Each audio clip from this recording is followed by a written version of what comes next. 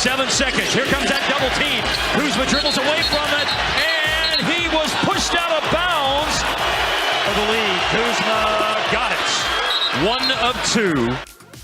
And that is the way the Mavericks would lose last night to the Washington Wizards without KP. Good morning, Metroplex. This is a Hump Day edition of Sean and RJ on DFW Sports Station 105.3 The Fan. Thanks for being a Tolo. That stands for Turn It On, Leave It On. We got Peyton and Ryan in the back. Kyle Kuzma scoring 30. He made one of his free throws. Luka missed one of his. Luka had 41 and 15 with no threes made. But the Mavericks lose at the end of this game. They're 0-2 against the Wizards, who didn't have Porzingis for either one. And we had talked about this last week. When Luka shoots under 40% from three, the Mavs don't win. They don't win that game. Over the entire year, they've struggled mightily in games where he shoots below 40% from beyond the arc. And that's a high bar, 40%, but you should be able to win when your best player shoots 35%. I mean, it's a very high 40%. bar. It's like Steph Curry, for crying out loud. Steve Kerr. And then it was the former Maverick, DeLon Wright, that got the steal at the very end to go ahead and seal it and run out the clock. You walked into the studio. I'm not sure if I'm supposed to repeat this. I don't mind saying it. I don't think it's some hot take. But Jason Kidd is at the end of games what everybody accuses Mike McCarthy of being. Okay? That fool ran the same play twice. Did you notice that? Did you notice the end of the game where they inbound the ball and they get it knocked out of bounds with a kickball and they run the exact same play? The exact same play. And this is another time earlier in the year, he had run the same play they had ran like 2 weeks prior. They both got stopped and they didn't even get a shot off. I mean, to not be able to get a shot off there when you have Luka, I mean, it's like not getting it's like not getting a lateral. It's like not off. getting a playoff with 14 seconds to go. Or a lateral to Turpin. It's like not getting a lateral off. Like, so Mike McCarthy gets accused of being a bad game manager, which he may be. But, man, so was Jason Kidd sometimes at the end of these games. So the Mavericks fall to 25 and 24. The Wizards improve to 21 and 26. Where do things stand in the Western Conference? You're still okay. Everyone is still jumbled up. So Denver is the leader in the West by 2.5 games over the Memphis Grizzlies. Sacramento is the 3. New Orleans is the 4. The Clippers are the 5. They beat the Lakers last night. The Mavs are the 6th seed. They're actually tied record-wise with Phoenix. And then you have the Utah Jazz, the Timberwolves at 9, the Warriors at 10, and then Oklahoma City and the Blazers. So from 12, and the Lakers, by the way, are 22 and 26. They lost to the Clippers. So if I take the Pelicans at 4 all the way to the Lakers at 13, everybody is within 4 games. Oh, yes. From 4 to 13, they're within 4 games. This is going down to the wire. I mean, like, you could be... It's like the National Football League over here. Yep, you could be in any one of those spots and still have really good faith or concern that you might not be anywhere near where you are right now. Like, one hot stretch or one injury and one cold stretch could put you from 4 to 12 instantly. And then vice versa. But the Mavs are in a cold stretch. They're 3-7 in their last 10, 8th loss in their last 11 games, and they had a video tribute to Porzingis. That's weak. That's a little soft. Had a little video tribute with some minor applause to KP last night. It's a little weird. And I don't think that he is not that you have to boo him, but he's not Paul Pierce. Coming back to the Garden, where he had that video tribute, I guess, that he didn't even like. Is that Dirk? KP for really? That? He was here 18 months. Meanwhile, LeBron did something crazy last night. They lost to the Clippers. He has now scored 40 points against every single team in the league. Is that good? He's going to break Kareem's record in February. So that's coming up. Yesterday, ESPN put out all their pieces. Pat Riley, remembering Kareem and all that stuff. LeBron's numbers as of late are stupid. There may be no one else except for Floyd Mayweather in their sport that has found the fountain of youth more so than LeBron, able to do this every single night, putting up these numbers. It's insane. He really is. I mean, he has taken over, and and he and Kareem have had the longevity runs of greatness. He's going to put up even more so than Michael. Oh yeah, his numbers at the end of the day are going to be so staggering that you're going to have to make a decision. Like, okay, do we overlook the titles of MJ? Like, it's going to come. It's like if he continues to play and he just shatters every record, like just shatters them. Like at some point you're gonna be like, all right, wait, what do we do with these? Like, how do we you can't just ignore them. Yeah, when does the longevity outweigh the legend of Michael, 6 titles and 6-0? For some, it maybe already has, but it's like, if he keeps playing and keeps playing at this level, even if he doesn't win another title, it's like, all right. He had 46, 8, and 7 last night. And he's 38? He's 38, RJ. He's 38 years old? Come on. That's insanity. For the month of January, he is 35, 9, and 7.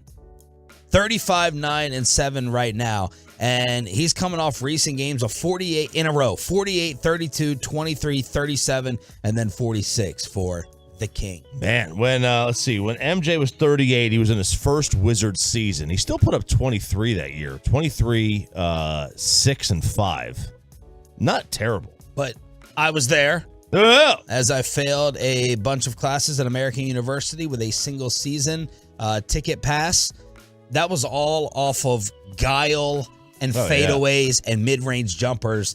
And here's LeBron still going to the rack and throwing down on people. He's averaging 38 and 7. 38 boards and 7 assists while shooting 51% from the field. And then he played 82 games in his next year at age 39. Michael? Yeah.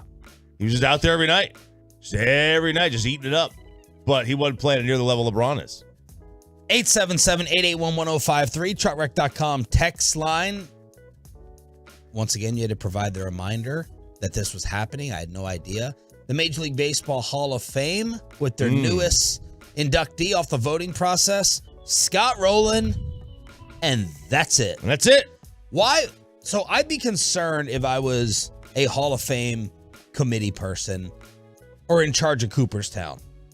So I'm going to set up, am I just setting up a ceremony for Scott Rowland and then everybody flies out of town? Fred McGriff as well. He's in the old person committee, the veterans committee, whatever they call it. All right, so Crime Dog got in. Crime Dog got in. All right, that's cool. Yeah, I always liked Fred McGriff. He did a nice little piece on MLB Network yesterday that Tom Verducci wrote, and he narrated it about himself, which I thought was very, very odd. Verducci writes a piece about Fred McGriff, and Fred McGriff reads it on TV. That was very, very odd, but it was well done. And then Scott Rowland goes in. So, if you're the Hall of Fame, it's you're going to have Philadelphia fans are going to travel up there. It's an easy ride for them. It is a great place. When Beltre goes in next year, it is a must go. If you're a Ranger fan, it must go. It is fantastic. Rowland deserving? Man, okay. I don't have a problem with it. I never thought of him as a Hall of Famer when he was playing. I'm a big guy on I'm going to sound like Russo here for crying out loud. I'm a big guy on black type. Okay, on the baseball what? Black type. Black type? On the baseball reference page, okay, if you go to baseballreference.com. We cannot go to commercial until he explains that. All right. If you go to baseballreference.com. Scott Rowland is the black type. With context, please. Yes. So, if you look, and I'll just give you another player. I'll just give you Babe Ruth, right? Another black type. Yes, another black type. He's a black type guy, though. All right? So, look, if you look at Babe Ruth on his baseball reference, there's those black bold things everywhere. That means league leader that year. Oh. Okay? Good Lord. Yeah, I know. It's quite a bit. That's a lot of black. It's quite a bit. A lot of black. Scott Rowland, black type. 0. He never led the league in any offensive category in any season in any year of his career. But he's very consistent. But Let's not basketball punish him, right? He was the standard defensively. He was tremendous defensively, and that helps. So I don't have a problem with him going in. I would have voted Todd Helton and Jeff Kent in as well. Was Andrew Jones in this class? I'm sorry, I would have voted Andrew You love Jones your in boy? as well. You Yes, love your boy Andrew Jones. absolutely would have voted him in. Even though I went and looked at some of his numbers, and the latter part of his career really tailed off his batting average, which still mattered back then. I never thought he was a Hall of Famer. To me, he was more of a highlight reel. Well, he was that. But if you're going to put in Roland and Ozzie Smith for their defensive prowess, then you can't leave Andrew Jones out, who was as good a defensive player as at the center field position as anybody. He was tremendous. So I would have put him in, but I don't have a problem with Scott Rowland being in. But Scott Rowland gets in at 76%. Beltray better get 90. RJ says we have the early candidate for crazy sports call of the year. He's going to catch you up real quick with the state of college hoops. We got another baseball scandal and a hunting controversy as well that's gone political. It's next with Sean and RJ. Hump Day edition. Just getting started on the Fan. Coming up in the next G-Bag Nation, we're talking football.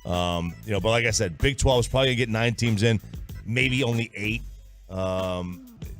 K-State, tremendous. Kansas has had a really, really bad stretch of late. Texas Tech is awful. Awful. I'm sorry, Sean. They're awful right now. I don't even think they have a Big 12 conference win. No, they're 0-7. They're at the bottom. I only support the football team. Okay, very good. All right, I'm only there for Coach McGuire. Basketball's got to prove a little bit more to me. And we know there's no Texas women to speak of anywhere. No. As this came out the other day, right? There is not any Texas women to speak of this year. This is the first time in the poll's history, with the women's basketball poll, that they have not had a Texas team in the top 25. That is remarkable. Remarkable. First time in 25 years they haven't had a Texas team in the top 25. We got another baseball scandal. Mike Clevinger, who signed with the White Sox on a 1-year deal, is now being accused of domestic violence. According to The Athletic, he is now under investigation for domestic violence involving the mother of his 10-month-old daughter and child abuse. The accusations range from physical, verbal, and emotional abuse. There's an incident from last June, apparently, where he choked her, and another about 2 weeks later when she said Clevinger slapped her in a hotel room when the team was playing the Dodgers and threw used chewing tobacco on their child. So now are we going to have a Trevor Bauer precedent to judge all these incidents off of Major League Baseball, or is this not the same thing?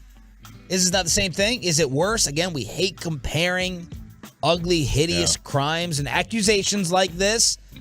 But is Trevor Bauer's name going to be brought up in comparison where Mike Clevinger can never play again or banned or suspended for 2 years? It probably will be brought up in comparison. Bauer's suspension was lifted, so I think it lasted shy of the 2-year mark, but it was still now they're basically going to have a 2-year suspension on him because I don't think anybody's going to really sign him. And if they do, it's like, he may not get to play very much. You think Bauer will not be pitching this year? I don't think so. I think someone may sign him and just. I really don't know. What Major League Baseball has done with him is like they've blackballed him. They really, really have. They've Kaepernicked him. They just have, and obviously for totally different reasons. But I do believe they're going to use his precedent on this because, this is a domestic issue, and baseball has tried to take a lot of, Domingo Germán, beat his girlfriend in public, and he got 80 games. Trevor Bauer, you could argue what he did, but there was a level of consent to that, and he got basically blackballed. And Mike Clevinger, correct me if I'm wrong, I don't believe she consented to these issues, these crimes. And really weird. Very, very strange. The Packers may trade Aaron Rodgers, but it won't be within the NFC. What is the price tag, Aaron, on being the villain and none of the Tolos? That must mean you're not watching First Fake anymore. No one told us that Stephen A. Smith came for the morning show again yesterday on national TV. That's next for the 6 a.m. Club Hump Day Edition. Just getting started on The Fan. Keep the volume turned up.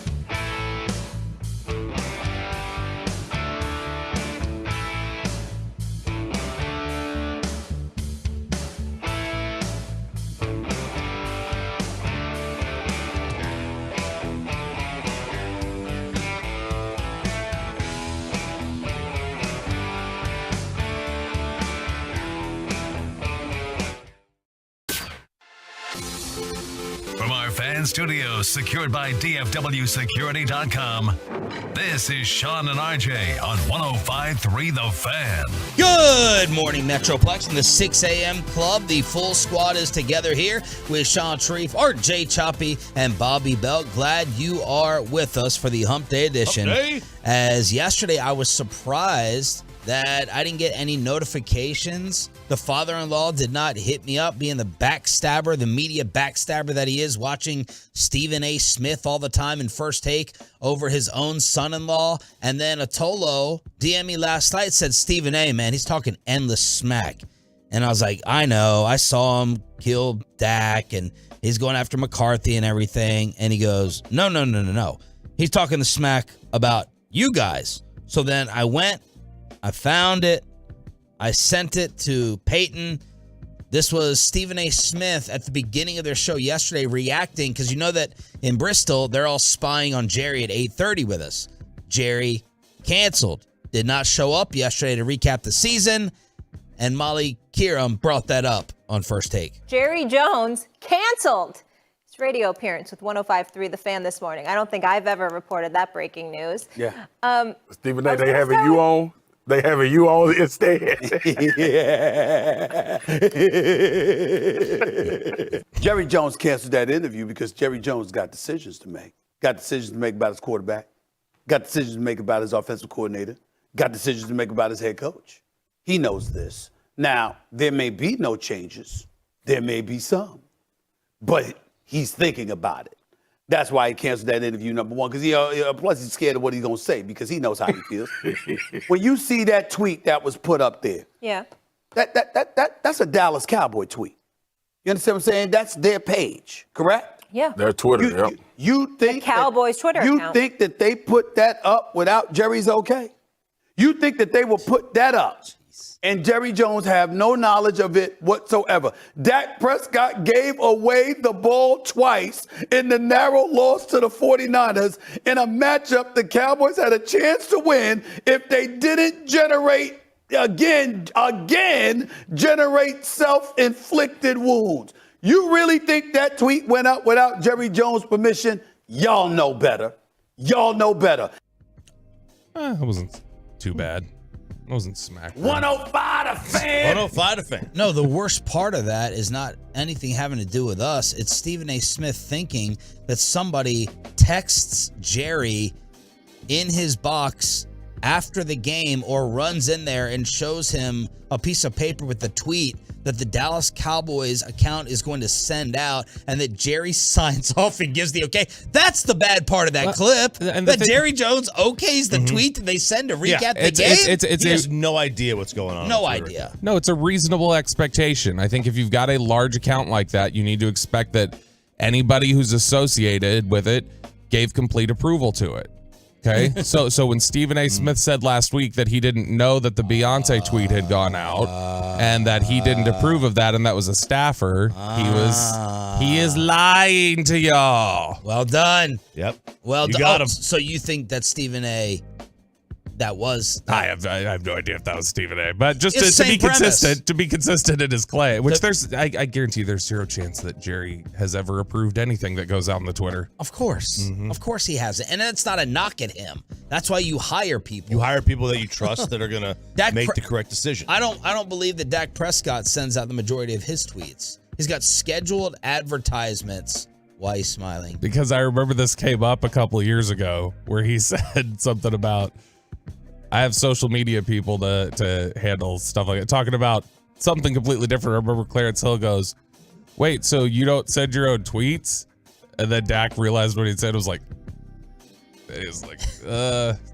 yeah, what do y'all want to say? So Dak doesn't generally send his tweets. Maybe he has Tad doing it now since apparently Tad deleted his Twitter account. That wasn't the big call out. No. It was part two. It was part two of Stephen A. Smith lying and twisting the truth from his last appearance with us. Listen how pathetic he makes us sound. And Jerry Jones cancellation of his weekly radio appearance on 105.3. That's the station. That's the station that he shows up on. I know because they had me on the last 2 weeks. And I tried to tell them, fellas, I said, this is coming. I want y'all to brace yourself. Y'all go, and y'all ain't going to want to call me back on. You talk about Stephen A. They actually had the audacity to ask me, fellas, all right, so when we get to the conference finals, or when we get to the Super Bowl, are you going to come back on? I said, yes, but it won't happen. It's not going to be necessary. So we'll see if they call me now. I told them, and I told y'all. That's not what happened. I thought he was going to bring up the bet. Yeah, I thought he was going to too. say, I was going to give these jokers an opportunity to come on First Take. Yeah. They're going to show their ugly mugs and their faces. We're going to have dinner at the Super Bowl in Arizona. That's what we discussed. When you say, you need to come back on, please, and they make the semifinals, and they make the conference finals, you need to go ahead, please come back on. Making it sound like we were begging and pathetic. We set parameters of a bet. Yeah, we still need to push for the dinner. We got to push for it. That's going to have to be on Mike. It's going to have to be on Mike. Mike's going to have to help. I mean, it's going to be on us because Mike ain't going to pay. Yeah. But it's going to have to be, he's going to have to help us out on this one. So that was the call out yesterday on First Take. Are we going to pull him aside on Radio Row? Who? Steven. We may not see him. He might walk through and go to Sirius. Sirius XM as a setup. Does he do a Sirius show still? Not anymore. He does a... now he's on an Odyssey podcast. So he would either have to walk through real quick. He's not going to stop Peyton and sit can text him, though, and just say, like, hey, we're here. Well, we can text him. We need to have his number, not just Peyton. Well, I know. That's giving Peyton. I still have the messages on my phone. I still keep the messages. From Stephen A? Yeah. Okay. All right, so there was the call out yesterday. Now let's get to Aaron Rodgers. Aaron Rodgers goes on the Pat McAfee show, and here are the reports surrounding Aaron Rodgers to start off. By the way, at 6:20, I'm predicting that will be, normally it's the Expressway 7:20.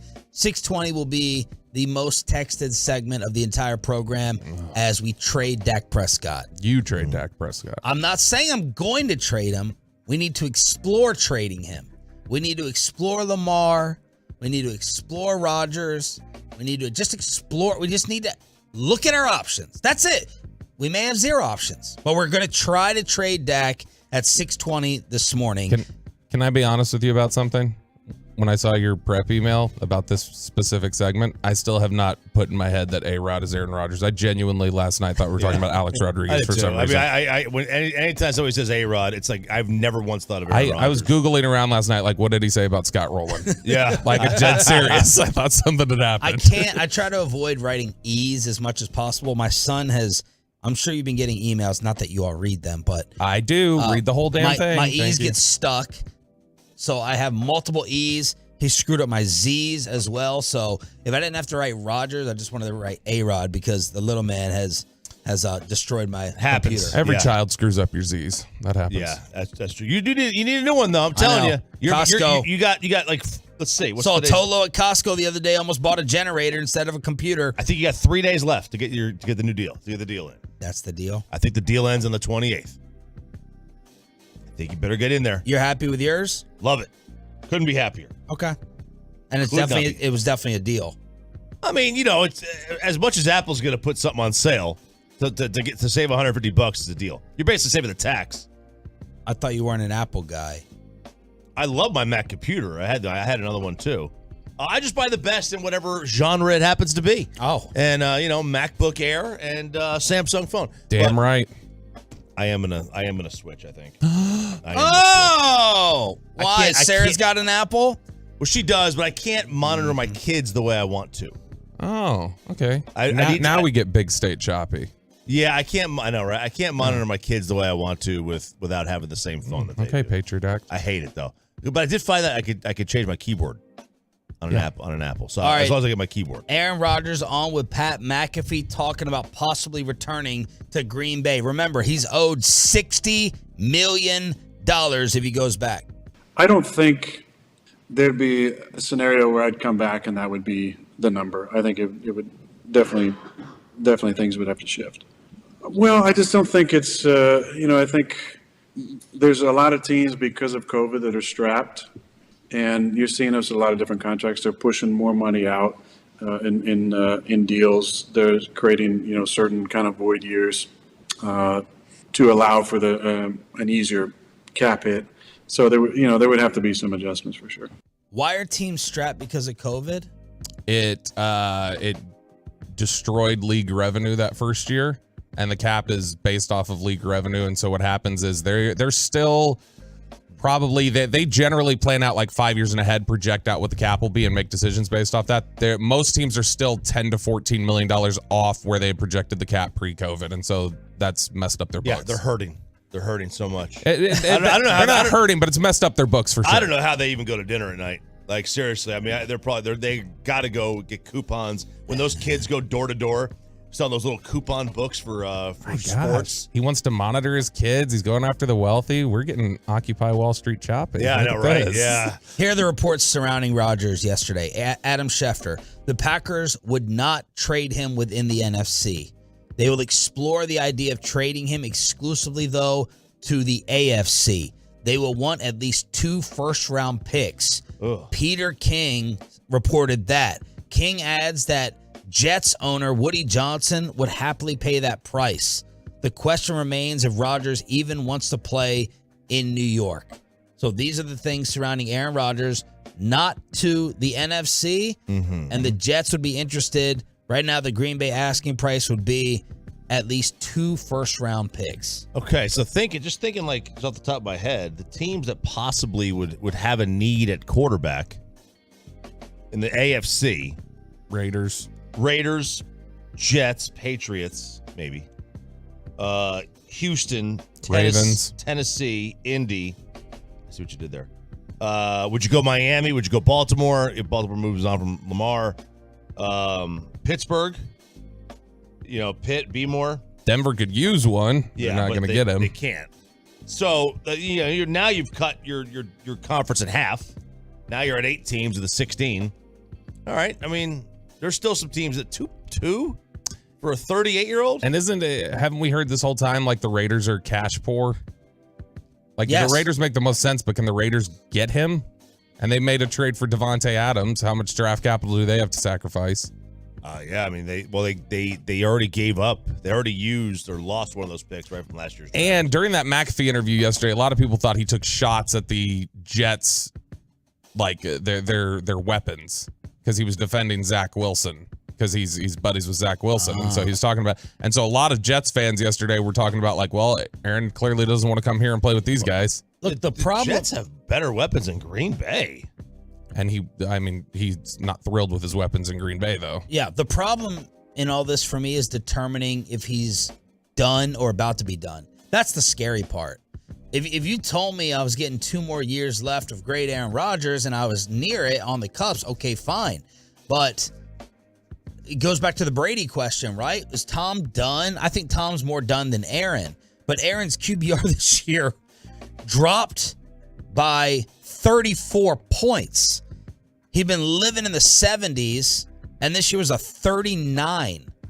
So do we blame that on Devontae gone, even though Mahomes was able to do it without Tyreek? But then you counter that with Mahomes is much younger than Rodgers, and he still needs help. What is he still capable of? That's what you got to evaluate, number one, in Aaron Rodgers as a player. Yeah, I mean, it could be a number of factors. One, he's getting older. He was just had a drop off. He had a bad year. And then you factor in bad players around him. Like if he was, Mahomes doesn't drop off because Mahomes is in his prime. Yeah. And Rodgers is in his prime, and he may not be able to elevate other players to carry them to his normal level anymore. He needs guys around him. I'm one of these guys, I got to see you totally and completely done before I say it before you have your season. That's why I missed with Russ. That's why we missed with the Broncos. Seattle saw it. I drafted Brady in fantasy. I'm like, I have to see him fall off a cliff. Otherwise, he can be up there and lead the league in touchdowns. He fell off a cliff. That's my question with Rodgers now. That's my worry, and that's my concern. 39's terrible. I mean, that's bad. His age or his QBR? The QBR. Oh, yeah. Because I know you're not 39 yet. No. Yeah. But 39 is that's a bad QBR. You're talking about that's levels of like, okay, you might as well run pretty close to like Anthony Wright out there. Ugh. Yeah, I know. Ugh. So you're the Jets. Does that make sense with where you are? Green Bay, Are they just going to move on to Jordan Love? So Aaron Rodgers holding us hostage again to start an offseason. Trucker.com text line. I guess somebody's listening to Boomer. You saw that? Yeah, I'm waiting for the break. I'm going to go back and rewind it and record it if he said this. According to the text, he said Boomer said at the start of the show, Tom or Aaron to the Cowboys and Dak to the Jets. Like he's throwing it out, or he's I assume he's throwing I'm it guessing out it's there. like how about you do this? Okay, let's find what a perfect segue. What a perfect segue as Bobby Belt is about to lose his mind. Let's trade Dak Prescott and try to upgrade at quarterback next. Coming up at 10, continue your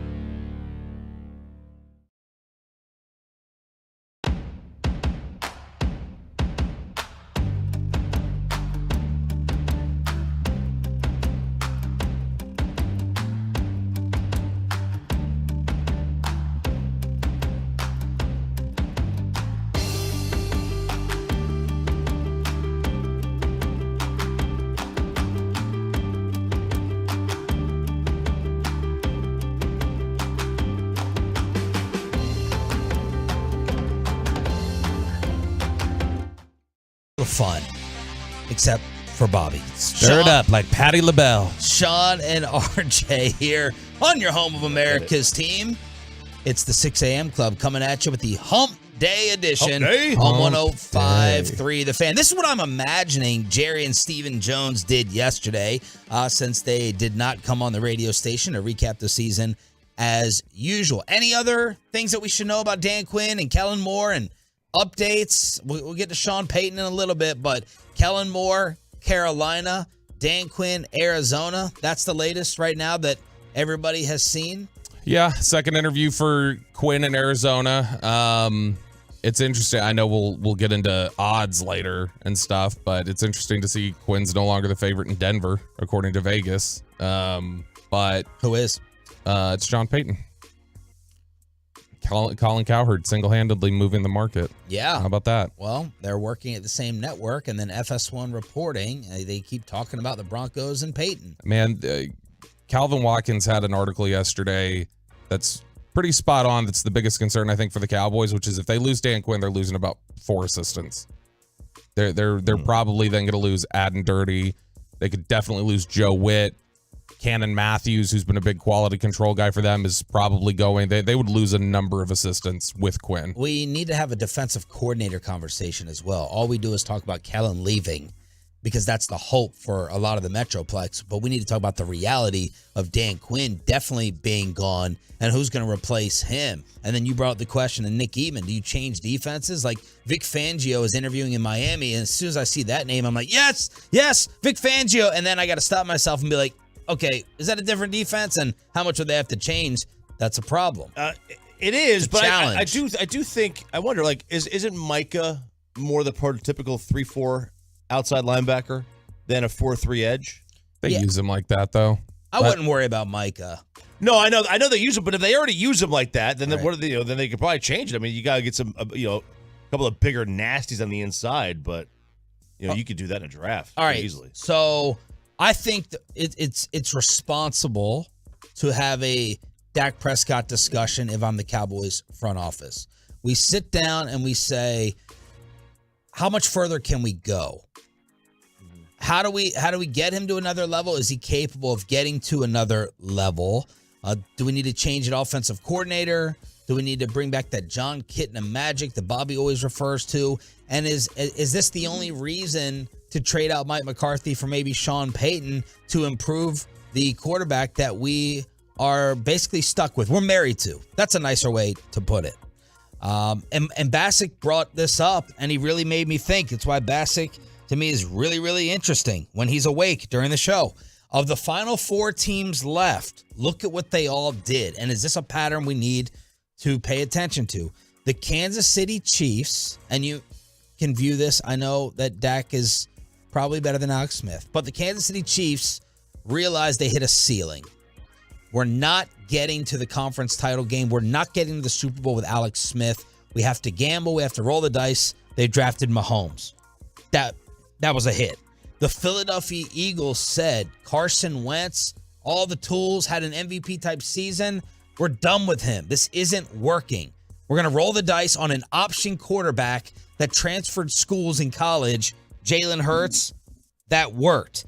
The San Francisco 49ers said, Jimmy G is nice. We can go to the playoffs. We can win 20 to 17 games and beat Aaron Rodgers at Lambeau, but we need more. Let's draft Trey Lance. That was their approach.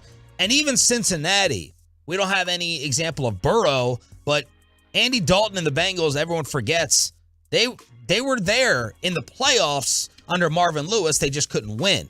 And they were like, okay, we need to move off of this. This isn't enough. These are all patterns that I think it's fair for us to ask and assess, are we in this boat? Well, we talked about this a week ago, 2 weeks ago, with the way the AFC is versus everybody else. The AFC teams, Lawrence, Burrow, Herbert, Tua, Lamar, Patrick Mahomes, Josh Allen. All those guys were in those were the postseason quarterbacks in the AFC this year.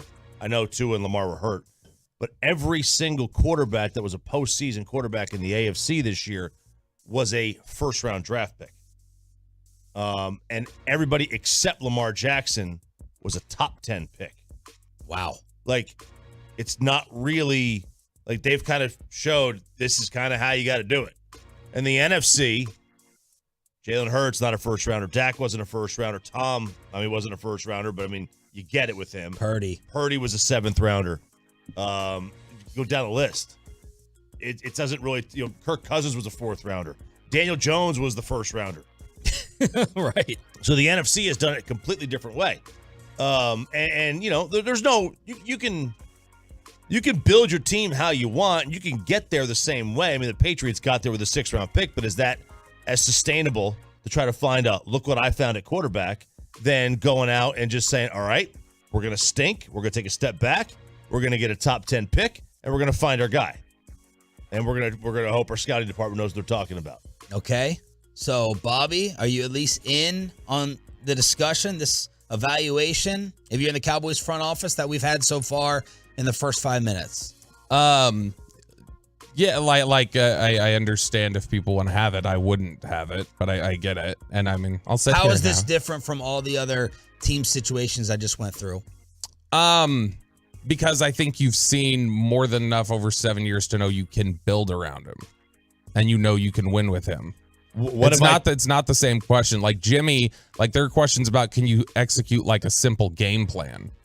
There are issues there that don't exist. I don't think that generally you're going to invite a question of should we move away from a guy that we know reliably wins us 2/3 of the games minimum.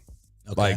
I think the choppy approach, regular season, 11-12 wins, sign up for it, take it, and then you roll your dice in the playoffs. Yeah, and I don't think it's necessarily like rolling the dice. I think it's you've got we talked about it before we entered the playoffs. Like there's an argument to be made Dak was like the top quarterback in the NFC. Yes. And so and now you're talking about purging Aaron Rodgers from the conference, not even willing to trade him within it.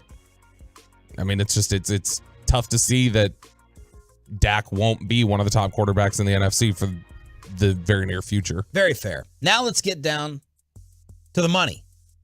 Let's talk about whether this is even possible. Make that money. Trading Dak Prescott would look like what? In terms of the feasibility, doability. Well, probability. The LA Rams traded Jared Goff, and he did not have what was thought to be a exceptional contract. Right. They just paid him again? They had just paid him. Yeah. And they moved on from him. And he goes to Detroit. They bring in Matt Stafford, but they also said 2 first-round picks. If you're willing to send picks with somebody, you could trade anybody. If you're willing to eat the money, you could trade anybody. You really can. You may have to just throw extra things in there. Okay. Do it. But Bobby ran the numbers. It looks like the Cowboys would owe $9 million to the cap if they traded Dak pre-June. They would, yeah. So their dead money on his hit would be $58 million. So it would basically put them $9 million more in the red than they are with just having him. And the reason because his cap hit's 49.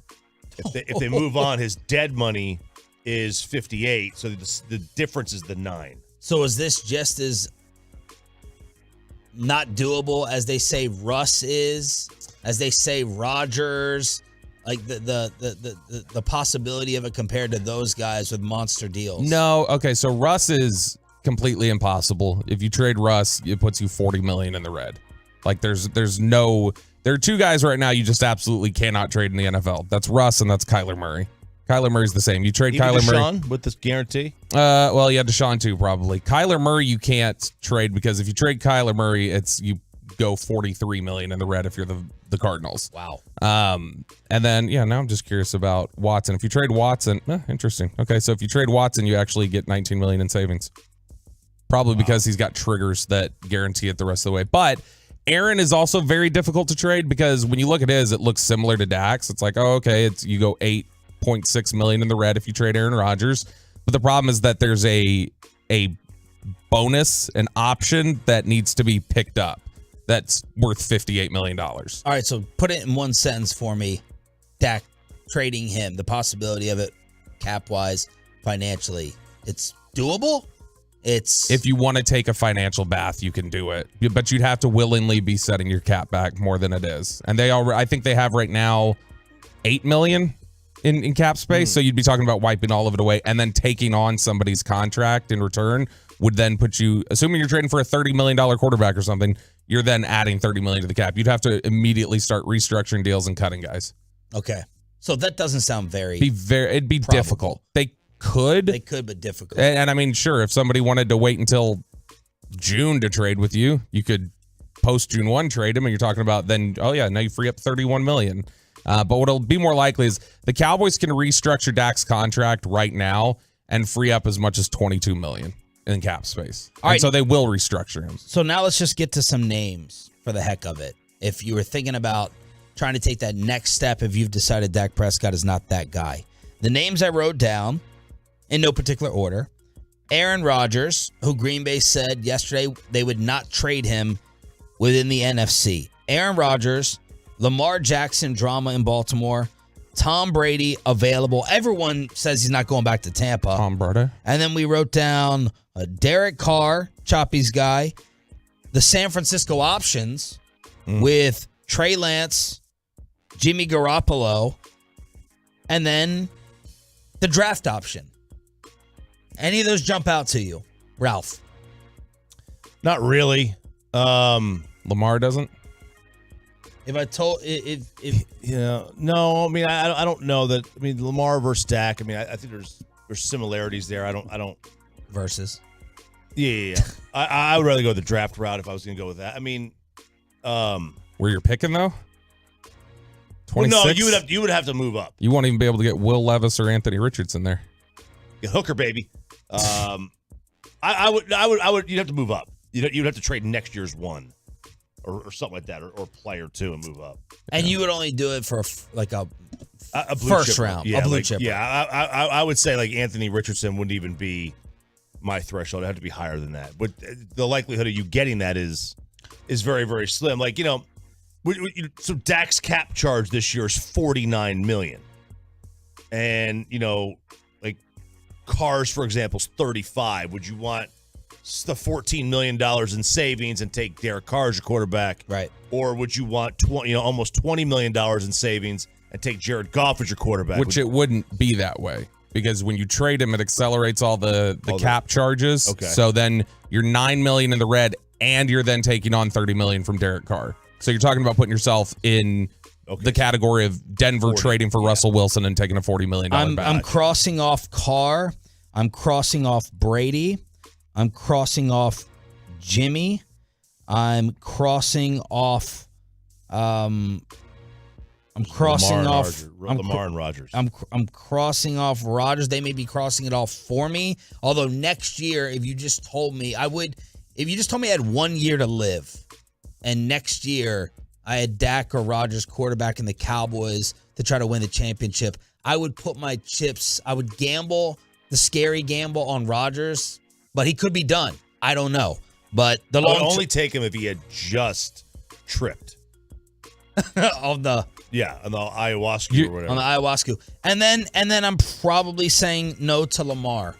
So I'm probably saying no to all the other alternatives out there. Your only option, if you wanted to do this, would be to trade him after June 1st to somebody who was fine waiting to getting him until June 1st. Do it for capital only. And you go sign somebody like Brady. That would be your option. Yeah. Because then it's like, okay, well, we can make out a deal with Tom, figure things out, make it financially work, and then we can hang on long enough to wait until June to trade Dak, with the understanding they're going to. And this is why I feel trapped, because I deep down believe he's not going to take me there. Too many things have to happen for this football team in order for them to win it all with him at quarterback. But these other alternatives and options are not good enough for me to try to get rid of them. That's why they're trapped. Yeah, they are. Let me tell you this. Let me throw this other one at you. Actually, let's just continue this real quick because we're going to run over. Boomer Esiason has come up with a Dak trade idea. Let's see what the Tolos think as well at 877-881-1053. We'll finish this up. And the bad boy of the NFL. No, actually, let's get to the Jalen Rose, Stephen A. Smith drama that's happening over there at ESPN. Let's finish the Dak QB discussion and why Stephen A. and Jalen may have been fighting with each other yesterday next. But don't go ahead.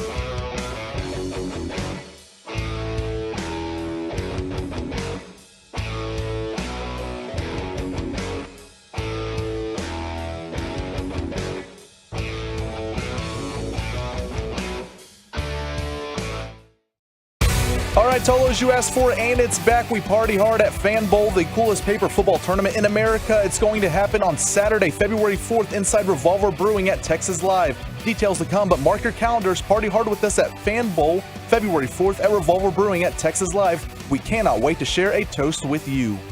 Headlines coming up at 7 o'clock. Bobby Belt confirms he's going to hell once again in the commercial break, and we'll chop it up at 7:20. Here on Sean and RJ, it's DFW Sports Station. All right, I want to know what the Tolos have suggested or said about the possibility, the brainstorming session we just had about trading Dak Prescott. We went through the numbers, we went through the finances, and we went through some of the possible names. Aaron Rodgers, 2 first-round picks, and not trading him within the NFC. Those were the reports yesterday. Lamar Jackson, would you swap those two? Would you be that much better off with Lamar at quarterback instead of Dak? Tom Brady, Derek Carr, Garoppolo, Trey Lance, Jordan Love, draft another guy and have him sit back for a year or two as Dak tries to take the Cowboys to another level. What are the Tolos saying? And what's your final decision, Ralph? They're all over the map. I'll take Rodgers for the next 2 years, maybe getting rid of Dak in 2 years anyway. See what Dak could do with the new OC/quarterback coach. If that doesn't work out, the following year's draft will be loaded with quarterbacks. Let's see. You could trade Dak now and get stuff, or wait until he's a free agent, let him walk away for nothing. Give me Zach Wilson and a pick for Dak. Oh my! With Brady, we get Gronk too. You're allowed to take a step back. That's okay. Trading Dak is dumb. Quarterback taking up $86+ million is insane for 1 to 3 years. Okay. Heineke, get him as an upgrade. Gosh, come on, guys. This is a good trade idea. Trade Dak and Micah for Joe Burrow. And they would say no. That wouldn't even work financially. And they would say no. Yeah. They would definitely say no. What my final thing would be is if you're not gonna if you're not sold on Dak, which you and I right now are not sold on him to win you a Super Bowl. Look, the history of the NFL. There are 4 examples of quarterbacks in the history of the league who have started for their same team for 7 years or more, never made a Super Bowl in those first 7, that eventually went to a Super Bowl with that team. Okay. Ken Anderson, Phil Simms, I'm pretty sure was dragged there by Lawrence Taylor, Peyton Manning, and Matt Ryan. That's it. You either get there in your first 7 years or you never get there with that team. Now, Stafford got there with another team. But you guys also agree on the study that it takes at least 6 or 7 years for it all to click. It does take 6 or 7 years for it all to click. At quarterback. But the greats find a way to get there before, typically. Okay. More often than not. And that's a problem. So, if you had to ask me what I would do, I'd be like, all right, I'm either going to give Dak 1 more year or, the option is I would not trade him for a player. I am not interested in trading him for a player. I am interested only in trading him for picks and getting a top 10 quarterback in the draft. Okay. At some point. What if you don't trade anything at all and you keep Dak and instead, literally while keeping Dak, you draft Hendon Hooker in the 2nd round? I mean, if you want to go down that road, that's fine. Would you do that? You'd be okay with that? They almost drafted Malik Willis. They very easily could have drafted Malik Willis in the 3rd round if he would have been there. If he would have fallen 2 more picks past the Titans, they were absolutely considering taking Malik Willis. Man, we've seen this. This team is not the only team that's gone longer without drafting a quarterback in the 1st round is the Saints. I don't want to go down the road of, maybe if we hit on this guy, maybe if we hit on this cute little story. I don't want a cute little story anymore. I mean, how many 2nd round quarterbacks have they even taken? Quincy? That's it? Yeah, that's it. I love Hendon Hooker. I love him, but he is very similar to Quincy. You want a 1st round stud. You want top shelf. I want the opportunity to have Joe Burrow here. Yeah. Patrick Mahomes or whatever, Josh Allen, whatever. Yeah. I just want that. I don't want to have to hope for Tom Brady. Yeah, you want top shelf. I do, man. You're willing to pay for top shelf, but you want top shelf. Yeah. That's fine. That's fair. And then, Roberto, we don't even have to go to you because we know you're erasing all. All right, give me the best of. If you had to choose another option, what would it be? We know it's keeping Dak. The feasibility moving around, like I said, it would be you probably need to go sign Brady or somebody and trade Dak in June. Yeah. That's the only feasible way to kind of make something work. And I'm keeping Dak because these other options aren't screaming out that they're better. So I think you have to go through the exercise. I think that they hopefully go through the exercise, or maybe they're just like, no, we absolutely believe in him and we have no doubt. And it's not going to work cap-wise for these other options. Boomer Esiason on our sister station, WFAN, the Tolos, giving us the update that Boomer discussing this very topic. Is there any way that either Tom Brady or Aaron Rodgers could end up with the Dallas Cowboys? The Dallas Cowboys? Well, there's no way that Aaron Rodgers will because of what you just told me about the NFC-AFC thing. Tom Brady is free to do what he wants at this point, right? So he could go wherever. The Dallas Cowboys. Are they done with Dak Prescott? I feel like Jerry Jones is a guy who generally hangs on to people too long, and he's not that impetuous owner, and he's stuck with Jason Garrett for too long, and he kind of hangs on to these guys. So I would be surprised if they were done with Dak Prescott. There's a potential out. There's a potential out after next year. Okay. In Dak's contract, but again, these contracts, who knows what the hell they're worth and and how they can get themselves out from underneath it. So, no strong opinion there from Boomer. No, and you're. That's. You need something to talk about. Just so you said, are they done? They're not done. They're not done. They can't, that's the thing. We're going through the exercise of. You think Jerry? I think you think Jerry Jones and Stephen Jones believe that Dak Prescott is their Super Bowl winning quarterback? I don't believe that. I think they think they can win with him. Do they think there would be a better option out there? Maybe, but at the very least, they are not today. January 25th, 2023. They're not moving on from Dak. Yeah. They're not considering moving on from Dak. And that's fine. Look, why do you say that so forcefully? Because do things change? Because just the cap ramifications, the fact of how invested, how deep they are into this versus how small the sample size is of what are these questions that are coming up. It's something that do they get into next year and they continue to see things? Then maybe at the end of next year they are talking about it. But as of today, given their history and what they've invested, they're not. That's not up for discussion. Jerry said it 10 times post-game after San Francisco. I want to be back here with the same team and Dak at quarterback. I want to be back in this position with Dak at quarterback. Kept saying that over and over and over. Or what else is he going to say? The issue is... And he volunteered it, though. He didn't need to. This is a Cowboys problem. Like, no other GM in the league would refuse to take a step back because of their age. And it's hurting the team. Like, what would Howie Roseman do? Let's ask that. What would Kyle Shanahan do? What would Howie Roseman do? Sean McVay. Like, Jared Goff took him to a Super Bowl in the playoffs every year. Like, they won. I think they averaged like 11 wins a year in Goff's time there, 10 and a half wins or something like that. And he traded for a worse quarterback. Well, I agree, but it worked. And I bet you they wish they had Goff now because who knows if Stafford's ever going to play again. I bet they wish they had Goff and the picks. What do you think Andy Reid would be doing here with this? I think Andy Reid would have been putting Dak in a better position to succeed against San Francisco than Kellen Moore did. I mean, and Kyle Shanahan, you're going to say same answer. I'm just talking about the thought of. I mean, he took Alex Smith as far as Alex Smith could go. Would these other guys with personnel control say, this is as far as we can get? We need to swap it out. We need to change it up. I think it was an interesting question from Bassick.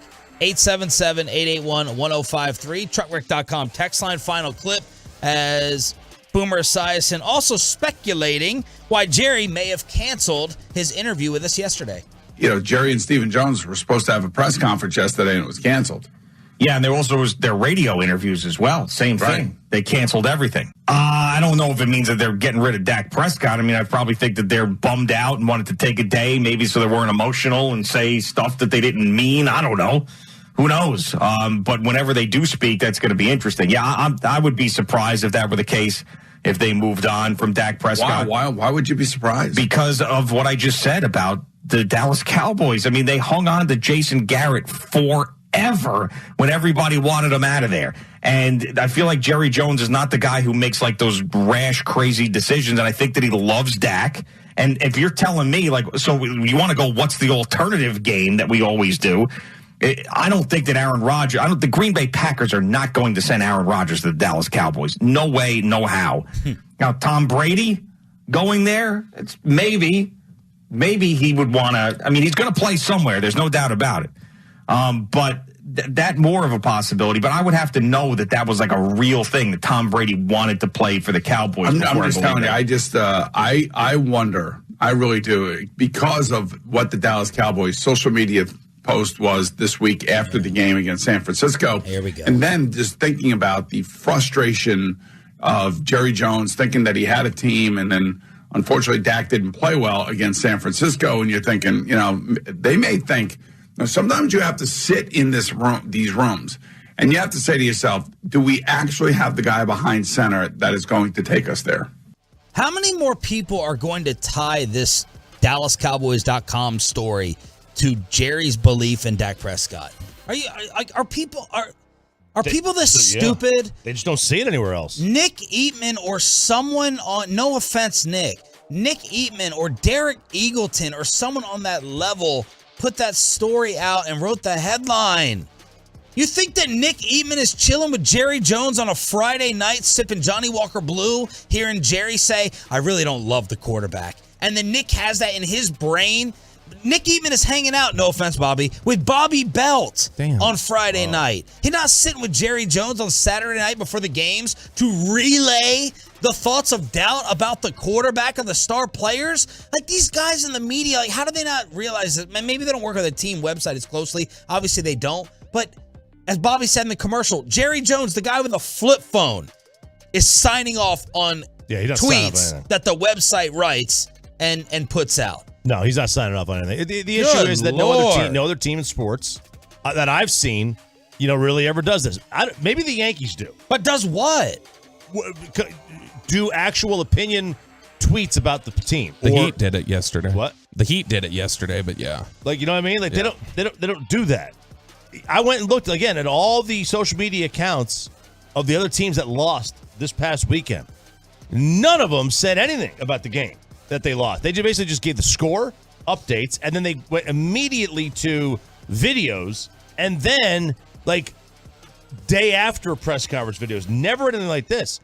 It's not that it's wrong that the Cowboys did it. It's just unusual. It's just unheard of. The very latest on Dan Quinn and Kellen Moore leaving. Why did Tom Brady cuss this guy out? Plus, Mavs stars and the Baseball Hall of Fame gets a few new members. Hump Day headlines. Hey. Next on The Fan.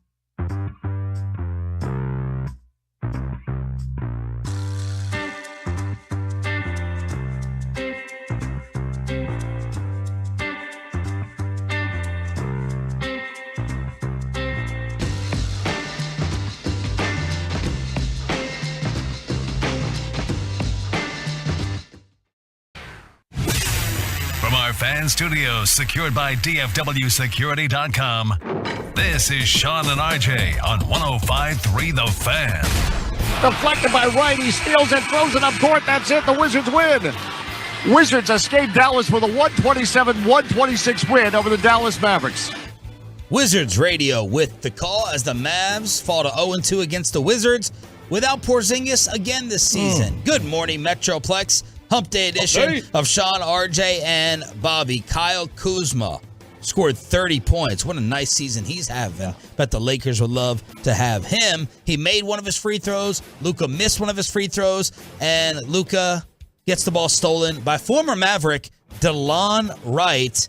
Despite 41, 15, and 6, no threes made, Luka and the Mavericks lose to the Wizards. Still no Christian Wood. 8th loss in their last 11 games. We talked about this last week. When Luka doesn't shoot 40% from beyond the arc, they struggle to win that game.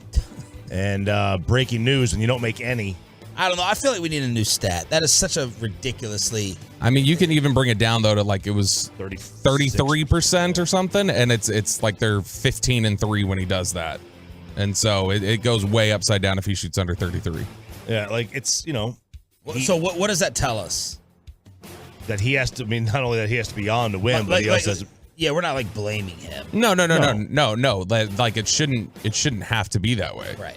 Yeah, you shouldn't have to have LeBron James shoot 40% from beyond the arc in order to win the game. James. And you shouldn't have to. And Luka last month was 42% from 3.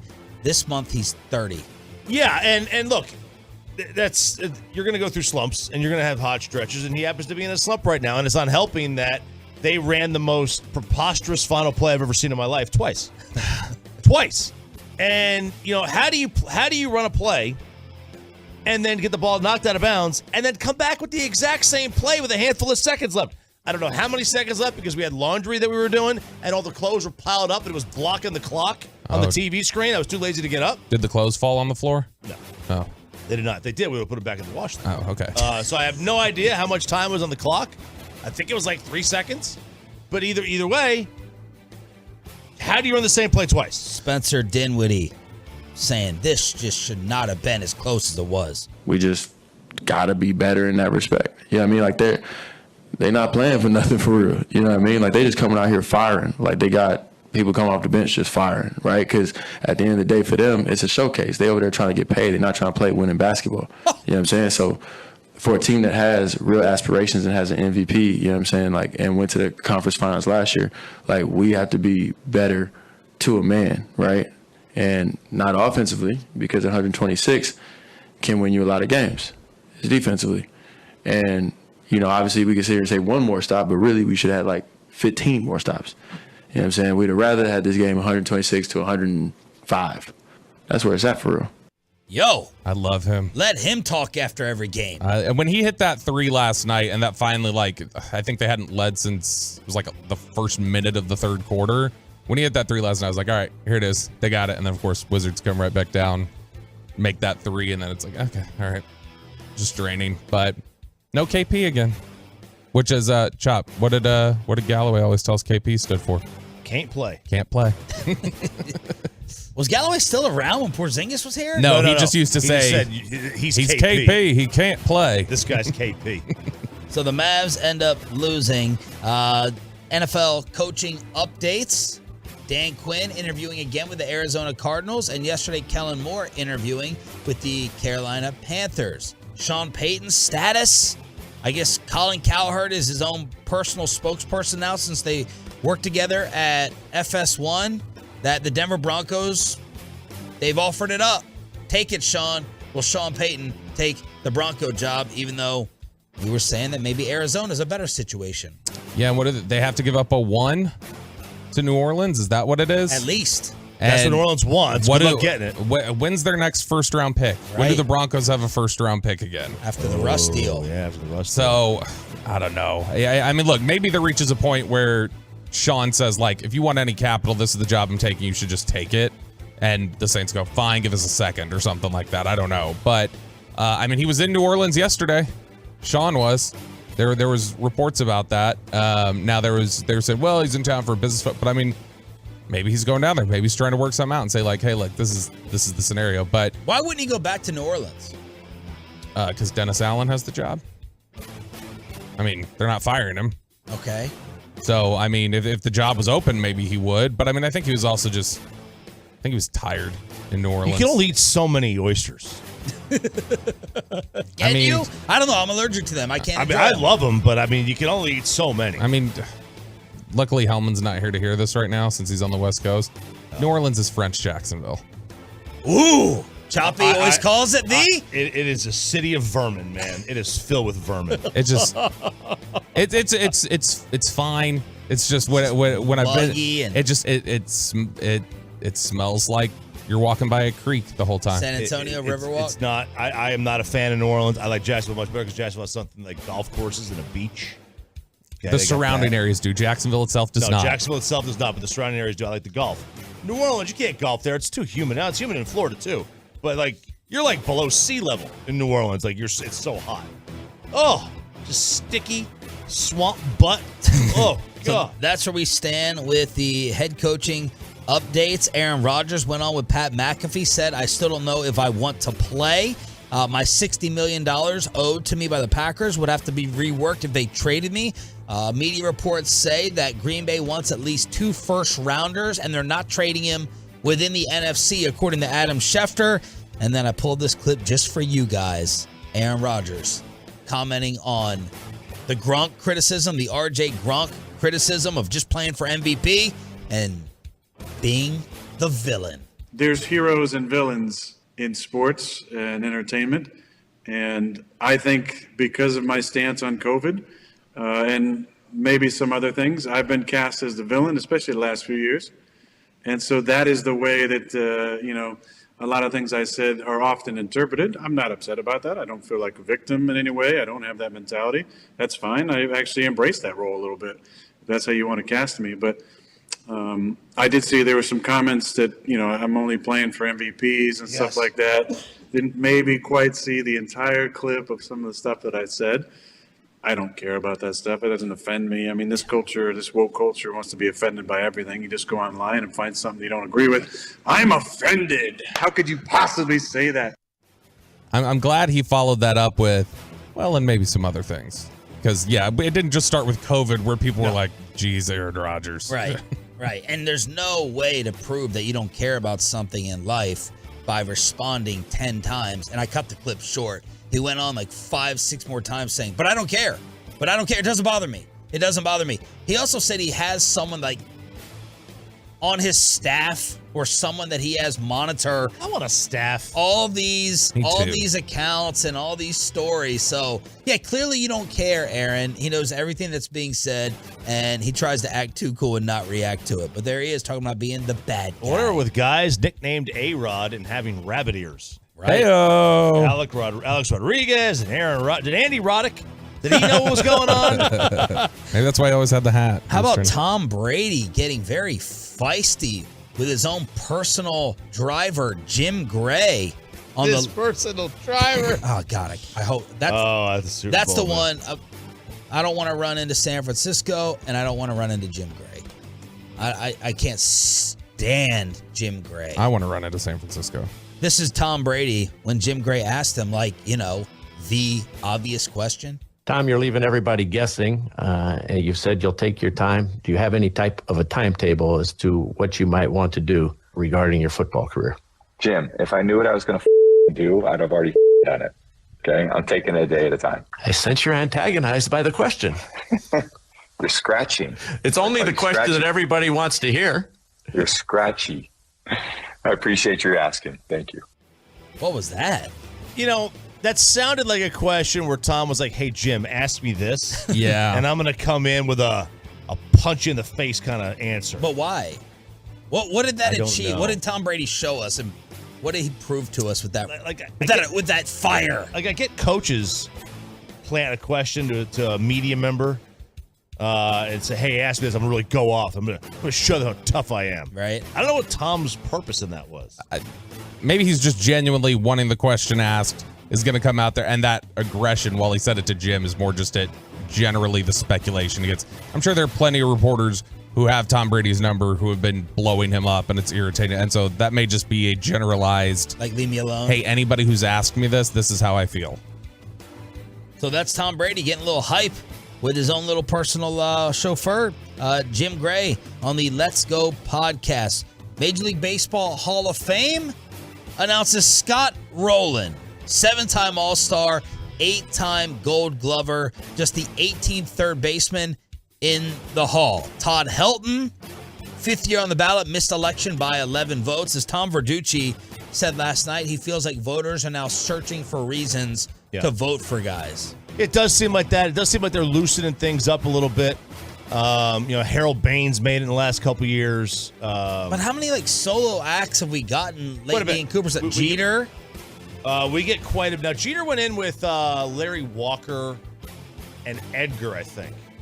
But David Ortiz was a solo act. We've gotten that. It makes me think the whole ceremony is not worth going, unless you're a Red Sox fan.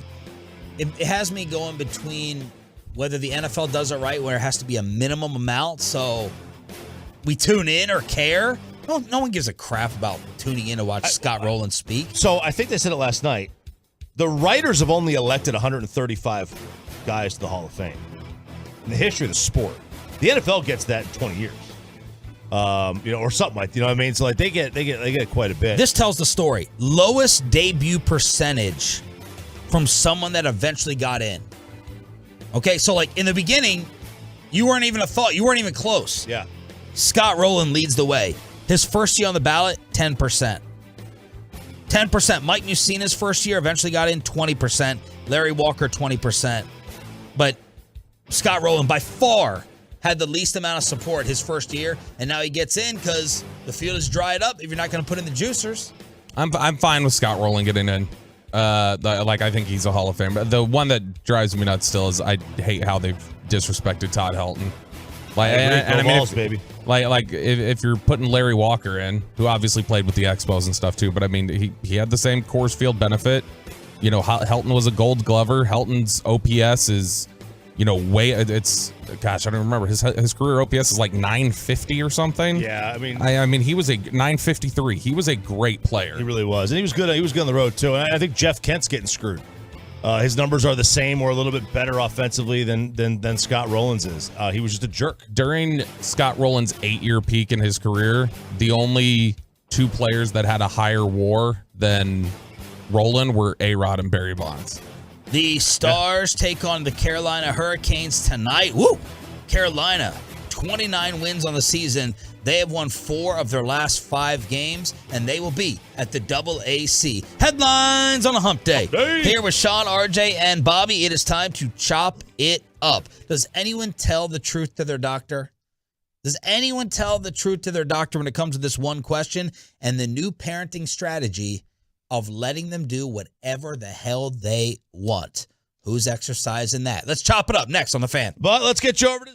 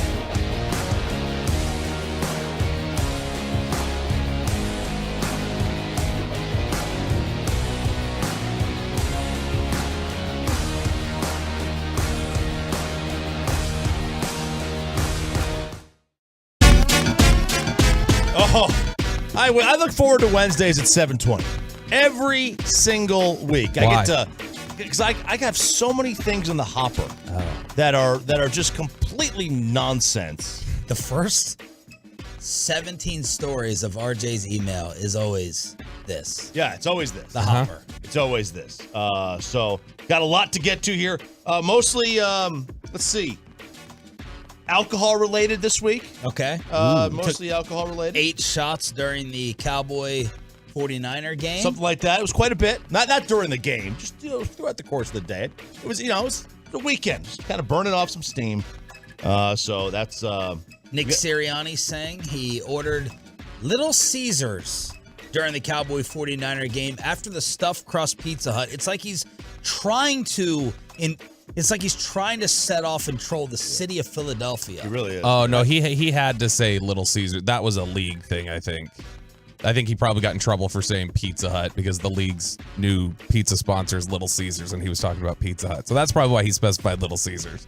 Well, he said he ordered that. When's the last time you've had a Little Caesars pizza? I haven't had one forever. Oh my gosh, last week. My wife says it's pretty good. Yeah, no, it's not bad. And like my, is it better than Chuck E. Cheese pizza?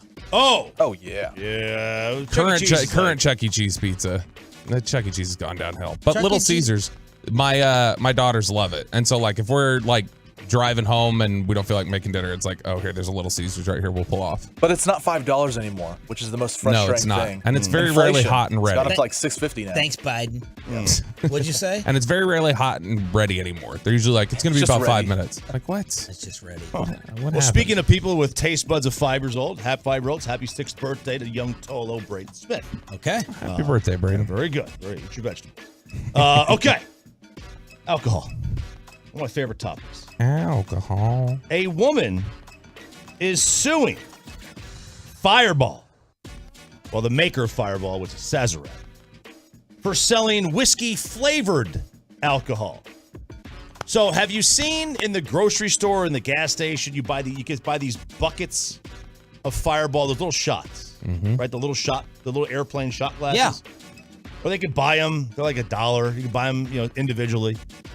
But she is suing them, what she claims is misleading packaging, after discovering that these mini bottles of Fireball cinnamon whiskey don't actually have any whiskey in them. Wait a second. Fireball is not whiskey? Fireball is whiskey. Fireball that you buy in a grocery store is like a malt. So this thing that you will see in like racetrack now, that right there, those little buckets with the little bottles, that's not whiskey. And I saw some in racetrack the other day and I was like excited. I was like, oh, look at that. That looks like a decent deal. And I told the guys, like, when did you guys start selling liquor? He's like, it's not liquor. I was like, it's not? He's like, no. It's like either malt or wine. I don't know. Maybe that's the same thing. But the alcohol content's different. So Fireball whiskey's 33%, which I thought was low. It is low. That's soft. And then the other one, and then the Fireball cinnamon. It's called Fireball cinnamon. That's 21%. So she is suing. What age do you graduate from Fireball? I've graduated. I've never understood Fireball as like something that anybody wanted to drink at any age. It's barely a little bit better than Jaeger. Well, you guys are. You should have graduated from Jaeger. It's syrup, and then graduate from Fireball. We're 40. Me and Choppy are 40. In my Peyton can drink Fireball and Jaeger. Yeah. In my earliest drinking days, when I was still trying to figure out what combinations I liked and things like that, I messed up and I mixed Goldschlager with Big Red. Oh, ew! And it tasted like cough syrup. Yeah. And I would drink that every day for the rest of my life over Fireball. Really? Fireball's just. Do you like Jaeger? Not particularly. Yeah. I don't think I've had Jaeger since I was 20. Oh man, Jaeger cold 21. 21. Yeah. What? Jaeger cold brew. It's got like mixed with like cold brew. And the other thing I'd screwed up with the Jaeger was or with the Goldschlager was the Goldschlager had been in the freezer, and so it was syrup consistency. Oh yeah. Yeah. I like Fireball. I like Fireball and Jaeger, but I've always it's liked weak Jaeger. and it tastes like Big Red, liquefied Big Red, like the gum. Yeah. Yeah. Oh yeah. I don't like it. You don't like anything. Yeah. I like lots of things. I'm surprised you get a bag of Fireball. Have you ever had those? No. So it's like a bag, right? It's a big, like a gallon bag, and it just has a little spout. Like a Franzia box? Kind of like that. Yeah. And then, you're just, it's great for pool parties, right? Is it real whiskey? Yes. It's the one you get in the, it's the one you get in the liquor store. So there you go. She's suing Fireball because she's, I guess, false advertising. She's a hero. She's a loser. So? She's a loser. Nope, she's a hero. Loser. She's a loser. Everyone who does these types of lawsuits are losers. I agree. But I hope she's not drinking more than 2 drinks per week. Here we go. So this CDC, the CDC, and the Canada Center on Substance Abuse and Addiction, which is, I guess, is their alcoholic CDC, has basically said and has come out with new guidelines. So it used to be 11 years ago, these bodies, these government agencies said you should do a cap of 15 drinks per week for men and 10 for women. They have cut that down quite considerably. That was about 2 a day. 10? 2 a week. No. 2 drinks per week is the recommended. 2 for 5 days or 2 for 7 days? 7. 7 for the week. That is, that's why I want to know how many people actually tell the truth to their doctor. What percentage tell the truth about how much they drink to their physician? Moderate. Social. I socially drink. I socially drink. Well, just 2 to 3 on the weekend. Yeah. That's what everyone tells their doctor. Yeah, I socially drink. Yeah, socially is the best way to say it because if you're social every day, like you could be drinking every day. I always like getting like a chubby doctor because then I know that they're doing bad stuff too. Yeah, they don't eat right. They can't judge me. No, I know they don't eat right. You can't judge me, Like some doctors are like, okay, get on the scale and they're going to look at it themselves. Yeah. The last physical I had, the doctor was like, all right, go over there and tell me what it says. He wasn't going to make the walk. He wasn't going to make too much the walk. cardio. He wasn't going to judge me. I like if she's maybe a little rounder, and I'm like, okay, they're not going to lecture me. They're not going to get on me here because they're living life and having fun too. Yeah, I mean, look, that's my parameters for a physician. Are you chubby? Are you chubby? Yeah, just you ask for the body fat percentage of the physicians at the facilities. That's what the highest one. Yeah, you step on the scale and then you ask them to do the same. I want a British dentist. That's all I want. That's all I care about. Oh, wow. Yeah. Shots fired. Wow. Yeah, breaking English news. teeth. The Brits have bad, weird teeth. Why is that? Why is that? They don't have fluoride over there. They I have, don't know. Crest, right? Or whatever it is. 2 drinks per week. That's. I mean, for many, that's just unsustainable. For many who do, that's just for many who drink. Well, it's like Amanda said. Everyone is afraid to admit that they have. She used to get on me Vices. for this. Not vices, but like the unwind drink. When Oliver was first born, 5:30, I'm like itching to knock the nerves down. Or after a long day, I pour a little bit of tequila and sit in bed and just sip it. And it's just a nightcap. Mm-hmm. That's what I've graduated to. I'm not sitting there drinking at 4, 5, 6 p.m. A nightcap here and there just to chill going to sleep. Yeah. But a lot of people would call you an alcoholic for that. They would. They would call you that. And it's also like there's also stories out there that say COVID has increased hangovers. That studies have shown that hangovers, if you've tested positive at any point for COVID, since then your hangovers have been worse. I would say. I mean, I haven't experienced that. I've had COVID either. 3 times. So. I don't get hangovers. You don't get hangovers either. No. And Sean's a unicorn because he can do wine, liquor, wine, beer in any order. Yeah. And there's never a hint of hangover. Don't we all have that special gift that in no way can you make money off of? That's my gift. Oh yeah, like something that like is a hidden talent of yours that like doesn't get you anything. Nothing. Yeah. It means nothing. Yeah, I could never. I can't mix colors. Like if I start with if I start with clear liquor, I got to drink clear liquor. If I start mixing colors, I generally get sick.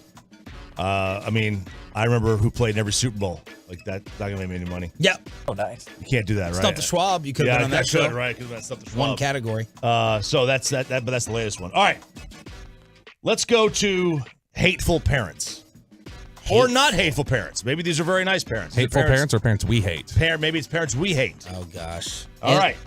In-laws, turn off the radio. Yeah. Turn off the radio. Not hating, but this is gonna cause an issue in my house. So a new age mother has revealed the controversial parenting tactic that she adopted. she lets her 1-year-old do whatever she wants. Now, if you had to pick a first name, how much can 1-year-olds do? Like, well, she also has other children. Okay, but if you had to pick a person's name, right, that would be the parent and enact this type of parenting philosophy. Yeah, I could come up with like 3 names that like. It'd be like a hippie California name. So this person's name is Zoe. Oh, not Molly. There you go. Zoe is exactly the person who would enact this kind of parenting. Genevieve. See, I was thinking. You said Zoe. The first name that popped in my head. I was like, "What is it?" And in my head, I thought Chloe. Wait, was Molly the stripper or the Odyssey girl? The stripper. No, the stripper. Okay. The Odyssey girl is Isabella. Which we were Which emailing one have yesterday. you talked to recently? Isabella. Okay, she doesn't know anything that we've said about your crush? I don't think so. The emails seem the same, like, vibe and stuff, Okay, so nothing's changed. Have you thought about going back to the strip club? I need a few more paychecks. Okay. Let me get a few more paychecks. I'll be back. All right. Don't worry, Molly. I'll be there. So she has enacted Teofalo sent a message on the group text to Zach, like, watch your back, like Peyton's coming for that sponsorship. Coming for that baby dolls money. Please. Coming for that baby dolls money. So she has basically said no bedtimes. No, they eat whatever they want. Yep. They play with whatever they want. They have unlimited screen time. And she is getting just hammered on social media for the, loose parenting style. And I know Bobby doesn't like this. No, I don't. This is awful. Did you have strict parents? Yeah. I'm not as strict as they were, but this is like, you can't just, this sounds like the mom from Mean Girls, Rachel McAdams' mom, the Amy Poehler character, where it's just like, let him do whatever. Like you're gonna raise maniacs. It kind of sounds like you a little bit, Choppy. Well, I don't have full autonomy. Okay. Because I don't have my kids don't live with me; they live with their mom. So, right. But you have like screen time limitations, don't you? Yeah, I thought you had mentioned that. Yeah, they have to put their phones in her bedroom to charge overnight. But cracking down discipline. Yeah, like I've enacted more rules lately as they're gotten older. Like they used to be like they would just walk on the couch and I'd come in I'd be walking in the house and all of a sudden they're just laying in my bed watching TV. It's okay. Out of the bedroom. All right. Kristen's nephew is this child. How so? In terms of just let him do whatever he wants, and he's a psycho, and he doesn't play when I'm around. Like, because at this point, like when he walks in, like he'll like start messing with the youngest one, our youngest one. They're the same age, they're a day apart, and he'll start messing with it, and he just like looks over and sees me, and he immediately stops and walks away. And I know it sounds like an old cliche, but kids do crave discipline. They do. They crave structure for sure. Yeah, the boundaries, the structure, they need it. I'm about to probably upset our number one highest radio audience on the show. This is a problem in the Hispanic culture. It's a Hispanic culture problem. It is. Which one? The too loose, too lax? Let them do whatever. Remember what I call the Cowboys? I call the Cowboys, and Troy would remember this, the Dallas Mijos. A Mijo is a son, a boy, a child. They have free reign. Just let them. That's the number one thing for my in-laws. Just let him. Let him do it. He needs to go to sleep. He is crying. He's melting down. You put him in there. If he makes a noise in the crib, nope, I'm going to get him out. They're going to get him out. Just let him do whatever he wants. Let him run around the restaurant. Let him grab this off the table. Let him play with let him. And that's why I call them the spoiled Dallas Mijos. Back in the day, not after Mike McCarthy came in here and, righted the ship. But so many times, my wife, who is Hispanic, that's why I feel like my wife is too. I have a little bit of insight, man, especially boys. And fellas, you know what I'm talking about, the Mijos. They have the free reign, green light. And if you don't stop it, then it's my world. You're living in it. And it's like a spoiled brat. That is the thing. That's what I'm terrified of with my son. You send kids to grandparents, and you got to reprogram them. Right. When they come home. And my wife would get mad at me. I think they were all scared at first that I was like possibly, abusive, psychologically, verbally. And I'm like, no, you just can't let him do whatever he wants. And now my wife like doesn't say a word when it's like, can you at least respond to me? Like, turn your head. I'm acknowledging you. Pick that up off the ground. You can't just go and swipe everything off the counter. Like, let's pick it up. Let's do this with like a stern voice. My in-laws are like, oh my God, he's using the stern voice. Call CPS. Get him in there. And that's what I think of with this topic. My dad was very strict. I do agree. I mean, he never hit us. I never got hit, but I was scared. I was like scared of talking back or running my mouth. Or That's interesting. My kids, like, if I spank them, like Julian does a great job of like avoiding getting hit. First of all, his butt is so bony, it's not gonna hurt. Luca's got some meat there, but he's like 13. He's almost bigger than I am. You'd think the bone of your butt would hurt. Yeah, you would think so, but I don't know. He does a really good job of avoiding. Okay. But yeah, they just leave things all over the house. They've done a better job lately of picking things up, but because I guess when they're at their house, like Janet, my ex-wife, just walks around the house, just picking things up nonstop. Like she never sits down. She's constantly just cleaning. Right. So they have this in their head that they don't have to do a damn thing.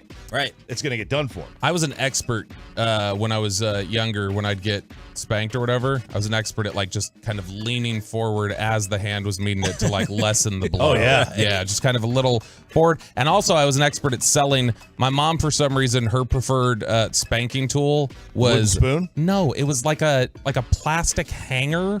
And it didn't hurt at all. But we had to because it had give. It was flexible. Yeah. So it just but every time we had to go so she'd keep using it. Huh. We had to make her think oh yeah, this really works. But are both of you disciplinarians? You and the wife? Yeah. Me more so. See, the interesting thing is she grew up in a house where she was able to do whatever. And we've had this discussion before.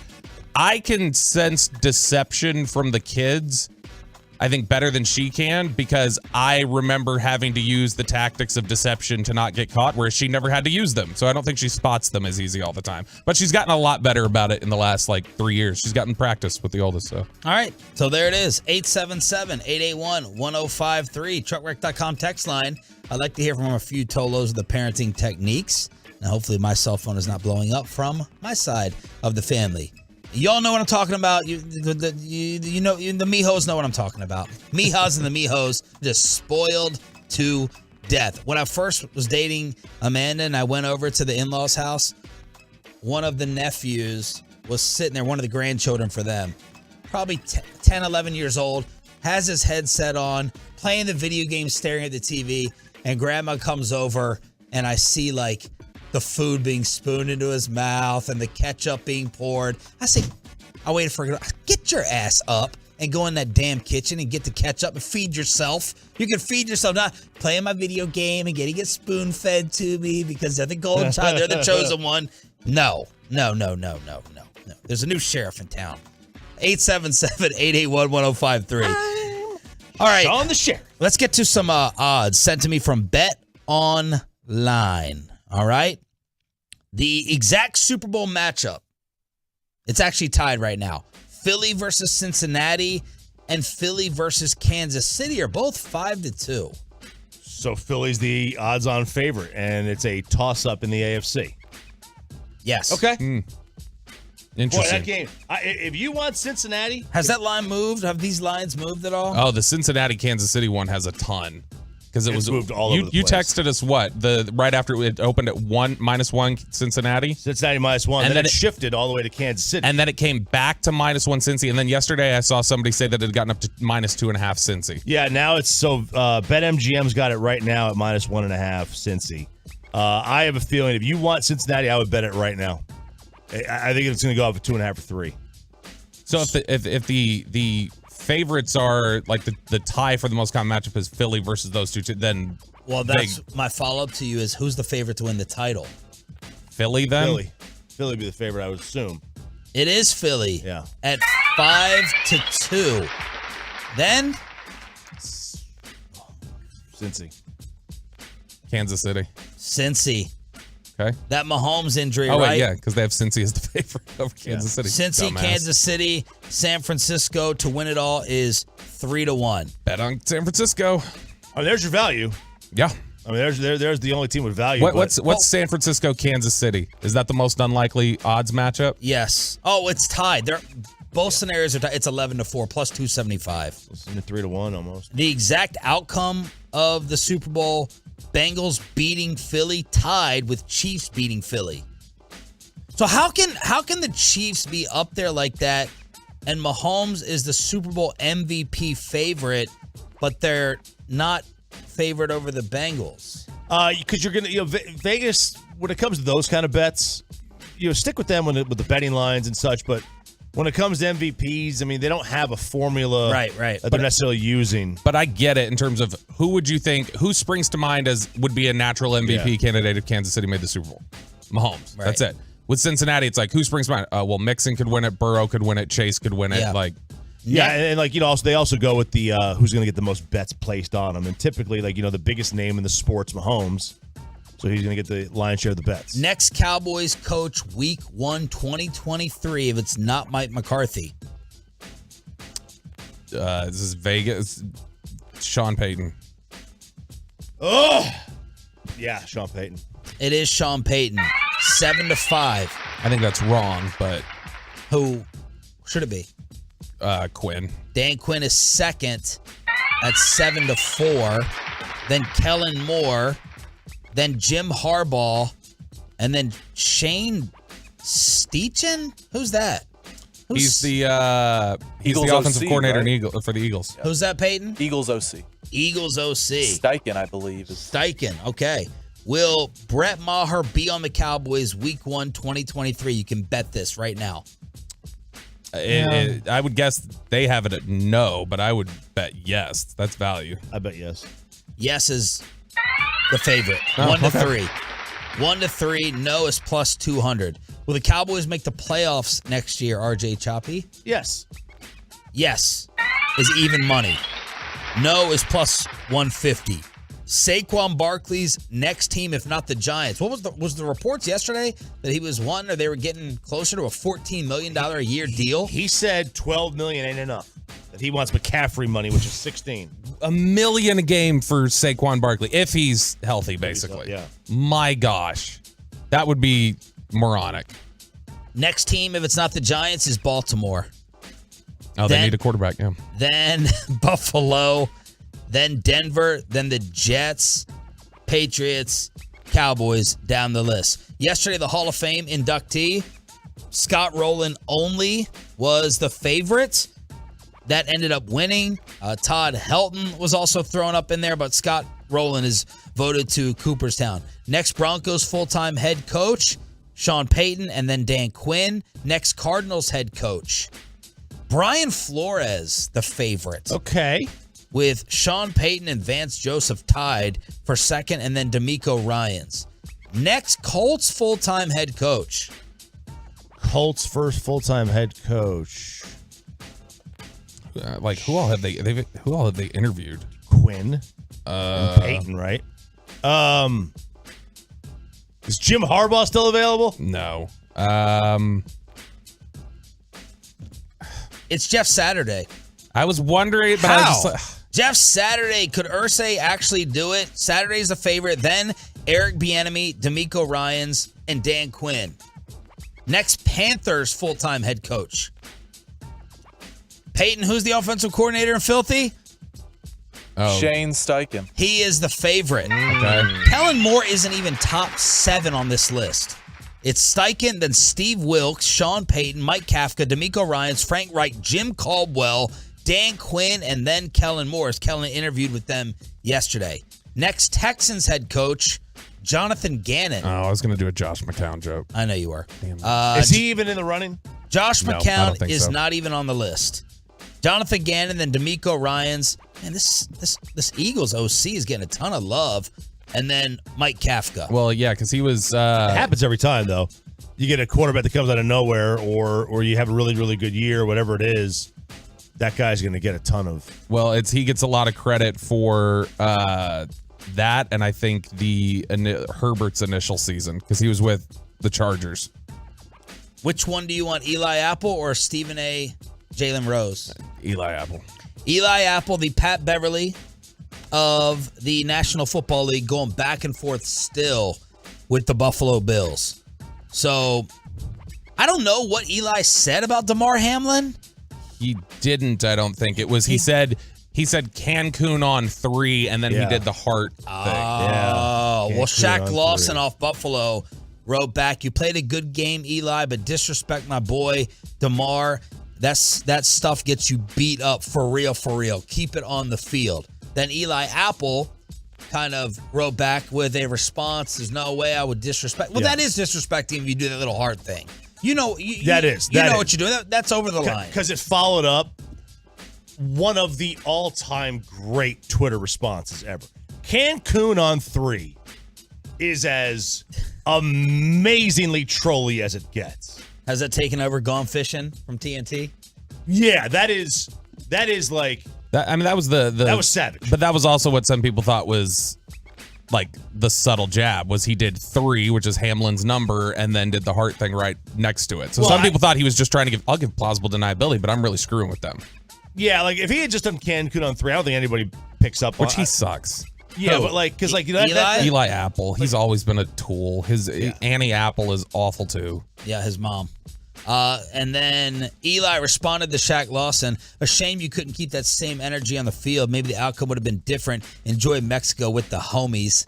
And then he's just going back and forth with the Diggs family as well. Stephon said, "You're clout chasing." Eli said, "Safe travels to Cabo fam." And then the mother got involved saying, "Let's take advantage and capitalize on all this Eli Apple hate. If you hashtag Eli Apple hate, the first 5,000 tweets doing it will donate $5,000 to a charity." Trayvon Diggs also tweeted yesterday. Didn't reply him, but just tweeted yesterday around the same time. He said, "How are you running to the internet to troll knowing you're not like that? Weird." So Trayvon Diggs also doesn't like Eli Apple. Says he's not about that life. Does. I love though that he's embracing this. The heel roll. Oh yeah. Oh, big time. He can't play football, so he has to. Is he that? He's a bad football player. Eli Apple's not good. He's never been good. It was nuts that he got picked where he did. Okay, how about the Jalen Rose, Stephen A. Smith stuff yesterday? All of a sudden, out of the blue, Jalen Rose kind of starts going off on somebody, and the internet thought that it was Stephen A., who he works with over there at ESPN. Here's the string of text messages from Jalen. "Preying on the audience being dumb and lazy and low-hanging fruit. So glad I didn't make a career of content pretending to fake troll the Cowboys." And someone said, "Why don't you at somebody?" And Jalen said, "No at needed. Damn near all shows selling clowns like this, like it's quality content. You're the fool." So everyone is saying, oh, fake trolling, Cowboy fans, fake takes. He's sitting there and he's talking about Stephen A. Smith. And then Molly Kieram started trending because people thought that Jalen had a problem with Stephen A. because maybe something was going on between Stephen A. and Molly, who hosts that show. Peyton's Molly? Jalen Rose, not Peyton's Molly. Jalen Rose and Molly, of course, got married and divorced very quickly. So people are like, oh, Stephen A. is messing with Molly Kieram over there at First Take.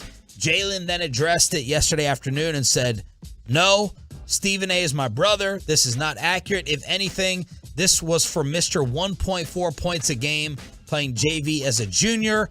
And that, of course, is a reference to Jalen Rose with Skip Bayless. The positions were only created so a novice could follow the game. Just because you're a power forward, that doesn't make you physical. Just because you're a shooting guard, that don't mean you can jack up threes. That's just what were you, Jalen? What were you? Where were you? Did you What were you? Did you average 1.4 points as a senior in high school? Yeah, I did. Okay, so all of that Pistol P stuff, water Pistol Pete Jr. Okay, we'll address that later. We're going to. That's an all-time murder. Yeah, it is. That's a Mount Rushmore murder on sports television. That belongs up there with Everett and Rome. That's an all-timer. That's like us saving the UPS thing for the San Francisco idiot that loudmouth Bonte Hill when he got fired from UPS and Bobby brought it up in crosstalk, or the Jeff Garcia thing you dropped on him. They were, Really? This is what we're going to do? Really? He got fired from UPS, and then the Jeff Garcia thing you dropped. And I worked at UPS. You did? Did you get fired? No, I did not. I had to quit because I was a seasonal worker over the Christmas holidays. Yeah. Well, he ended up being seasonal too. So it turns out that Jalen was talking about, I guess, Skip. I don't know why he just didn't say it. Because he wasn't. You don't think so? I thought they were good. I don't pretending to fake troll the Cowboys. Skip doesn't troll the Cowboys. Yeah, he supports them. He had just gotten done with a segment saying Cooper Rush would have won the playoff game. But I don't. When I think of trolling, I don't consider that. Like, if you like the team, you're not trolling the fan base by liking. He doesn't like the team. He's but just fake liking the team isn't trolling the fan base either. Right. Stephen A. trolls the fan base. Yes, that's true. That's true. I think it's two different forms of trolling. There's something else. There's something afoot. Is it a foot or a miss, or is it the same? Whatever. A miss. I think a foot is like occurring, right? A miss means off. Rex likes both. 877-881-1053 is the truckwreck.com text line to hit us up here on Sean, RJ, and Bobby. As yes, the father-in-law has chimed in. Good morning after the Dallas Mijos segment. There you go. They know I say it all the time. They know I say it all the time. All right. Michael Irvin, the playmaker, is coming up at 8:40 this morning, and maybe we'll ask him some of these Cowboy overreactions or not. Choppy has the list. Tell us, is it an overreaction or not? The Cowboys will never win a title with Dak.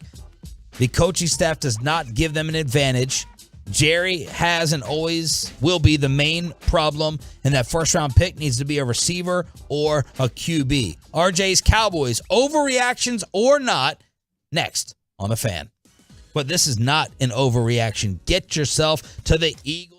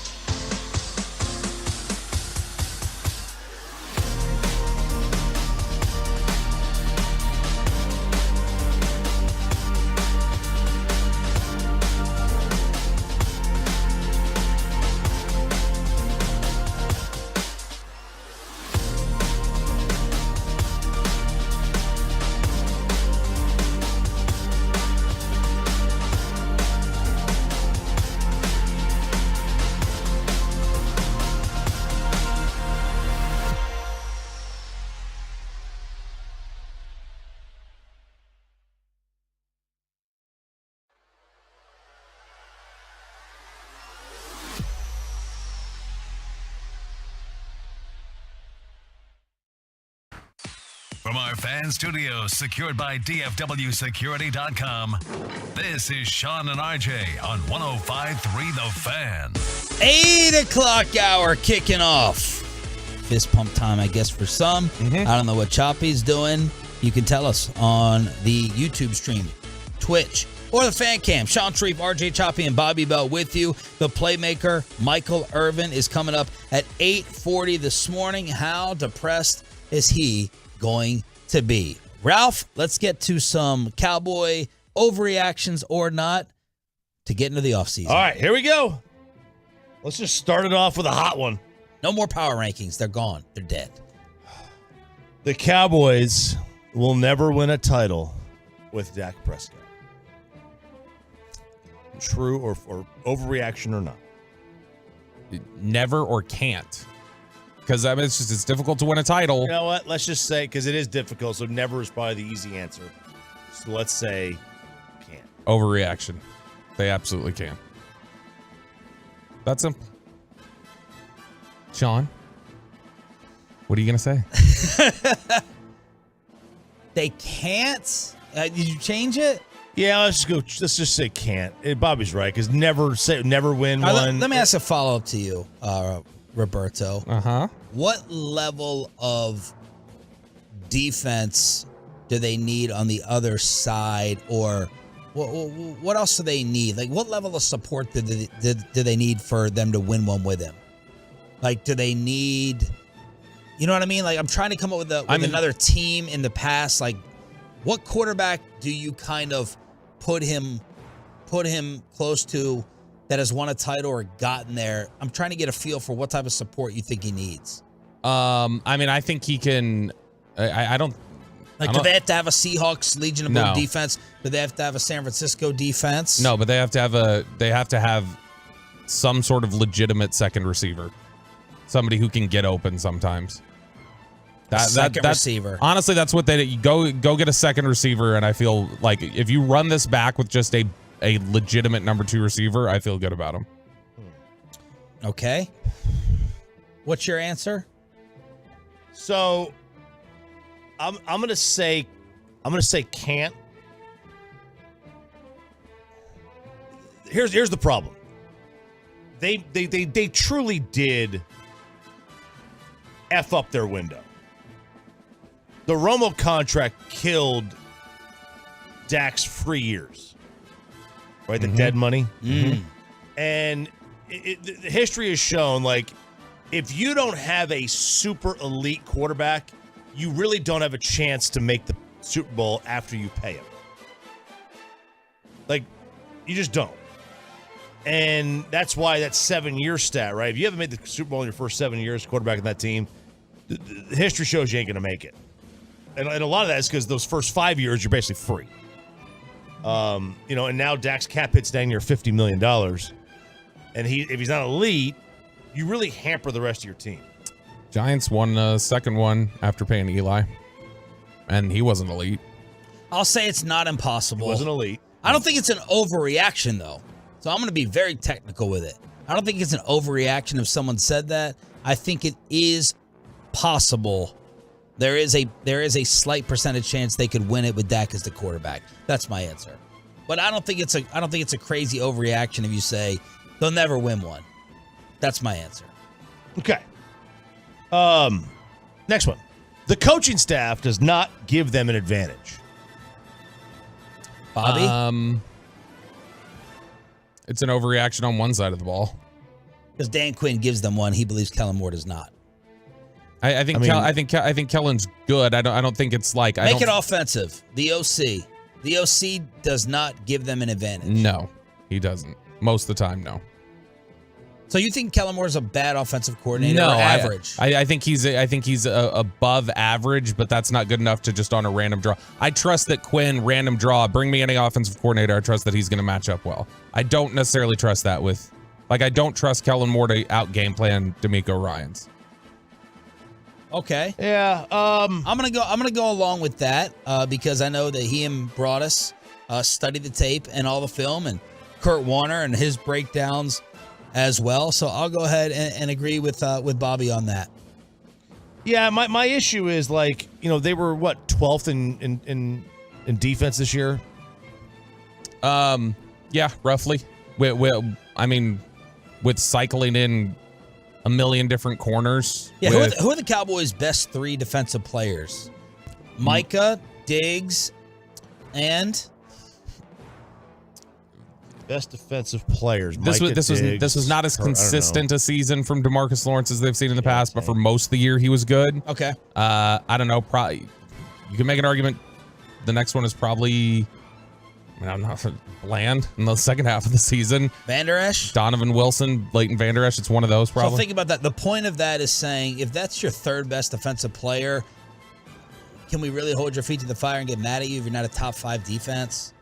That's not a ton of talent. I get what you're saying, but also the new way of looking at it is, stars on defense just take away from your depth on defense. So you'd rather have 11 C players than 4 A players and 4 D or F players and the rest C. Yeah, but they were, like I said, this is a passing league where they were on corner number 6, basically. They were playing safeties at corner at the end. I get it.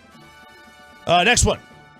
Jerry Jones is and always has been the main problem. We can't have it both ways. We can't say we can't. We're radio hosts. We can't, not us, the fan base. We can't say this team underachieved, which is 65% of the total vote yesterday. This was not a successful season. Well, the reason you think it's not a successful season is because they underachieved. And if you think they underachieved, then you think they had enough talent. And if you think they had enough talent, then Jerry Jones did a good job as general manager. Yeah, I'll say overreaction. Like I think in general he's evolved. 20 years ago when you look at the organizational structure and how they were doing things, that was a problem, and he was in charge of that. I don't think Jerry Jones actively costs you anything in the last several years. I agree. I think that's an overreaction because I think Will McClay's in charge of the players and Steven's in charge of the money, and Jerry just wants to sit in the meetings and maybe for the huge decision, then he signs off. He decides to veto or not. He is not in charge of the players. He's in charge of the money. I get it. I get what you're saying. My issue is, and you're right.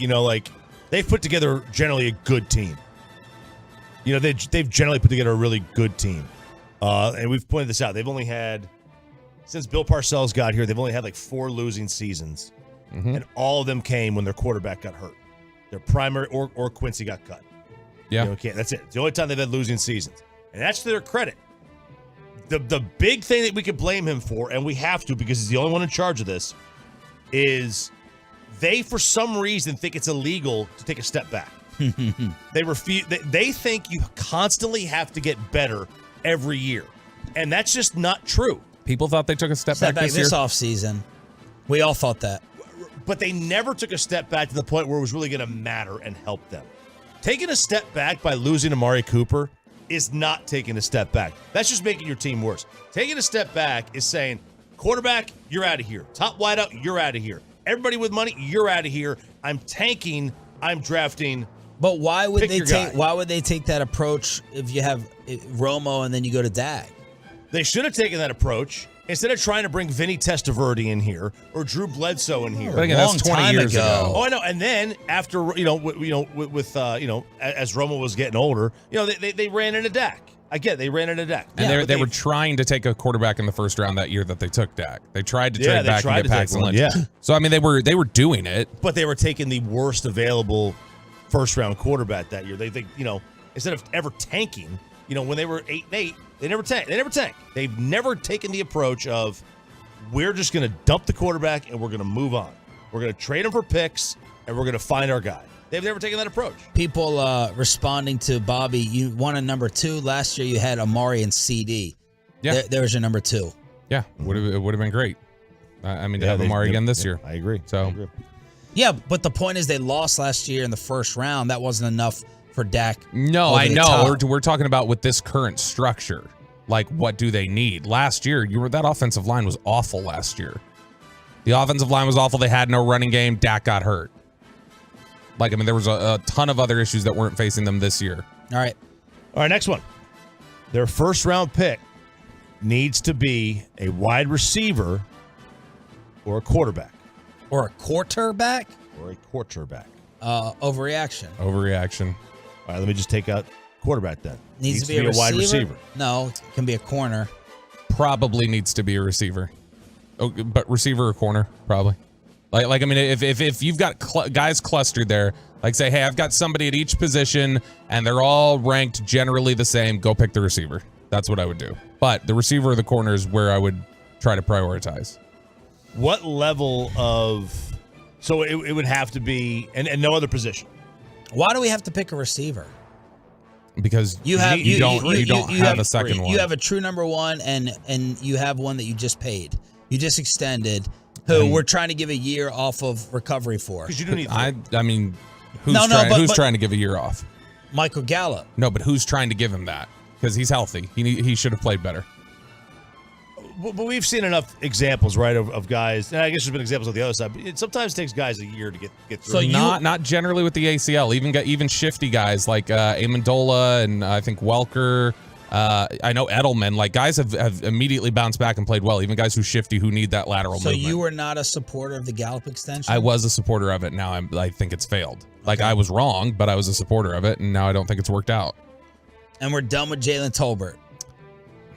No, I don't think you can say he's just a bust, but it's you need to cover yourself. And right now he's not ready to be a number two. He's not just going to go from not being active to all of a sudden being a number two. If he can improve and be a 3 or a contributor, that's great. But in terms of if you're talking about your window now, you need to go get another number 2 now. Or they can do the CD plan where they drafted CD to be a Ramari replacement. And instead of paying CD, they find CD in the draft. And that question is that question about paying CD and paying Trayvon Diggs, that's facing them right now. Hasn't this team led the way in terms of like allocation towards weapons like receivers, like money? Haven't they been way up there? They've been good. Not totally, because I mean in terms of they've spent a first-round pick and they've traded a first-round pick, yeah, that. But I mean, you talk about just as soon as CD's contract is coming up, they purged the big contract. They've never really had like 2 super high, not since what, T.O. and Roy Williams, have they had 2 high-paid receivers at the same time? Right. Okay, I'm just talking about like resources allocated. So draft picks are obviously resources allocated, and they've done a good job of that. And what I'm trying to ask is, and this is a bigger discussion for another day, it's just it's silver spoon, my silver spoon topic. How much do we have to keep allocating towards people that Dak are throwing to if he's supposed to be a $40 million quarterback? Who do you take in the first round? Like what position would you want to prioritize? I just said corner. Corner is more important to you than that? Yes. You don't think Bland, Lewis, and Diggs is good enough? Bland, Lewis, and Diggs. I don't know. What if one gets hurt? And I mean, we were terrified. Which will happen. We were terrified this year that number 2 corner would get this team beat and eliminated. But Bland, Lewis, Diggs, and then you talk about Israel Mukuamu came on and looked like he can play corner. Yeah, he had flashes.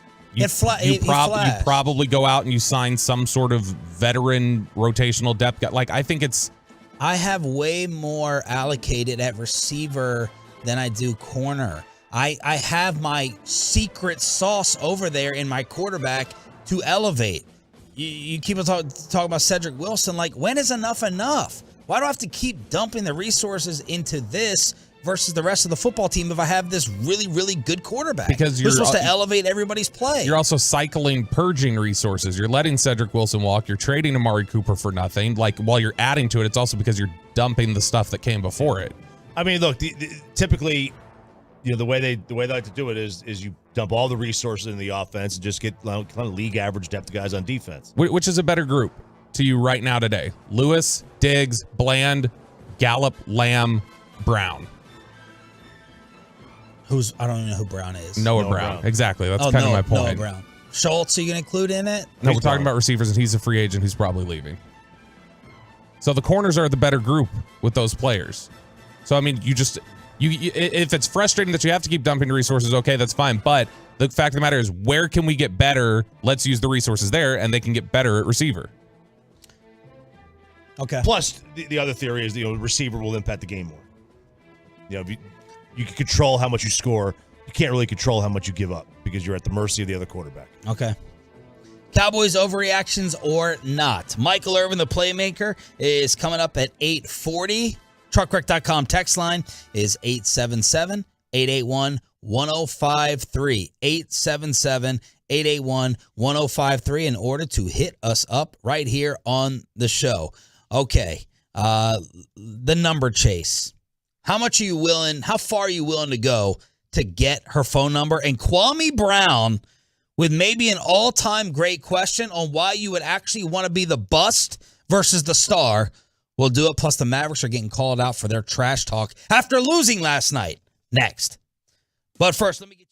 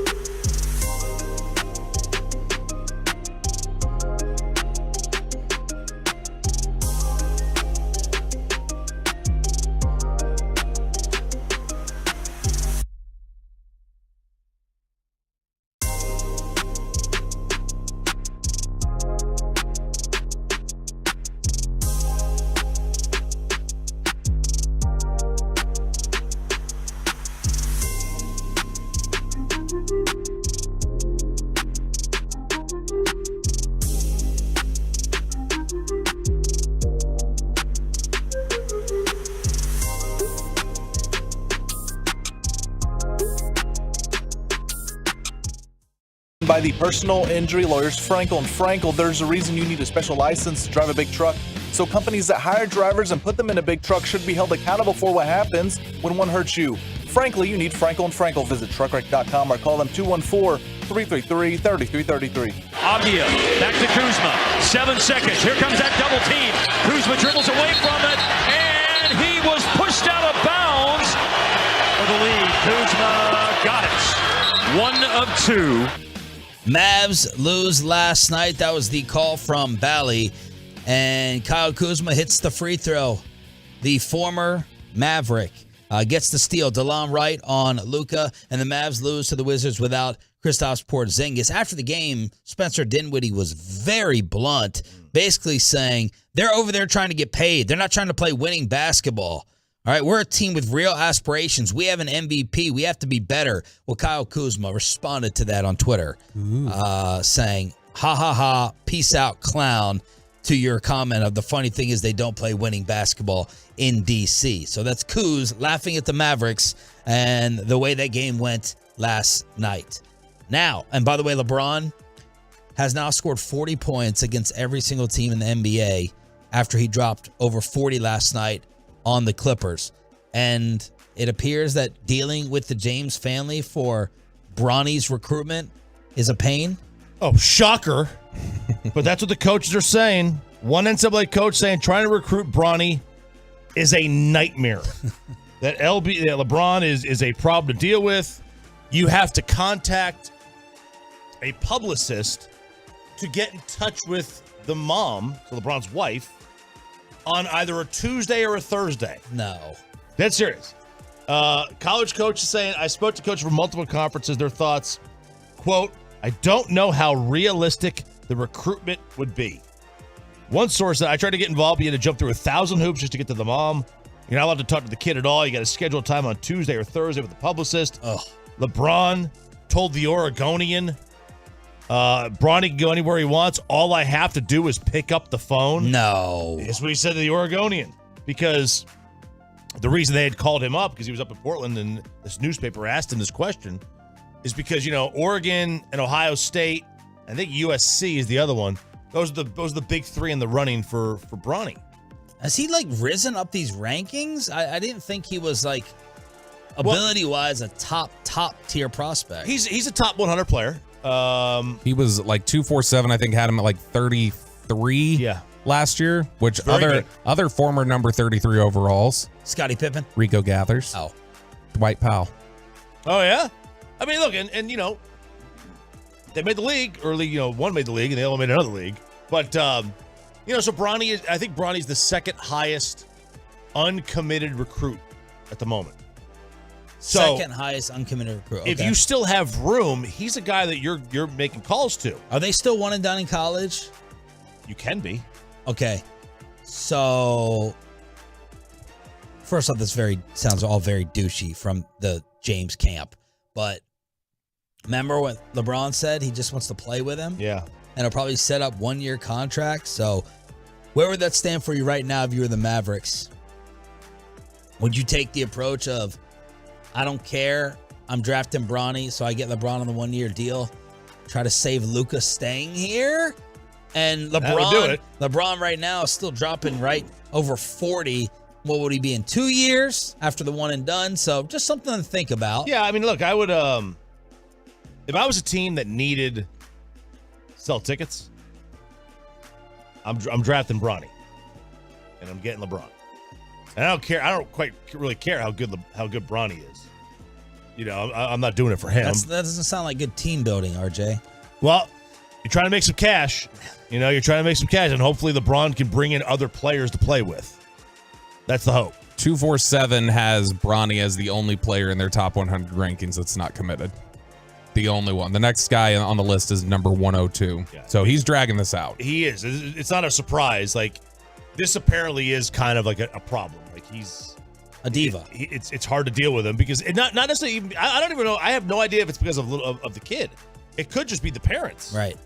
You know, it could be. Speaking of draft picks, RJ loved this sports life decision, this either or from former Wizards bust Kwame Brown. Is it really a critique when a man states an opinion and you've created a word called bust to where everything that I say now has been invalidated by this word bust?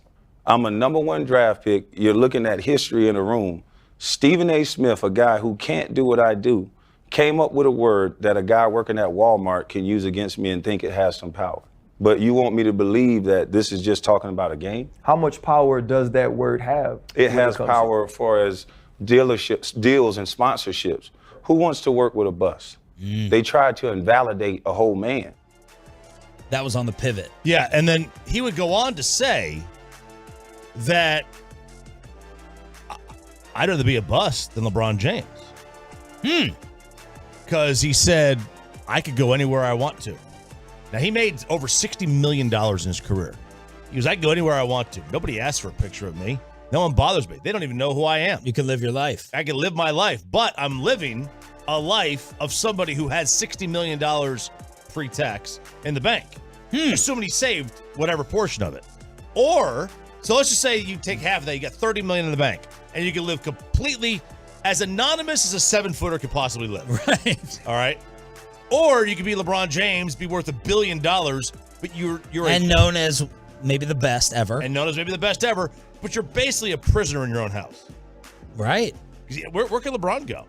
He can't go to the movies. Now I wonder if He can't go anywhere other than Tuesdays and Thursdays. That's right. Yeah. Got to make an appointment. That's an interesting question. You would rather be Kwame?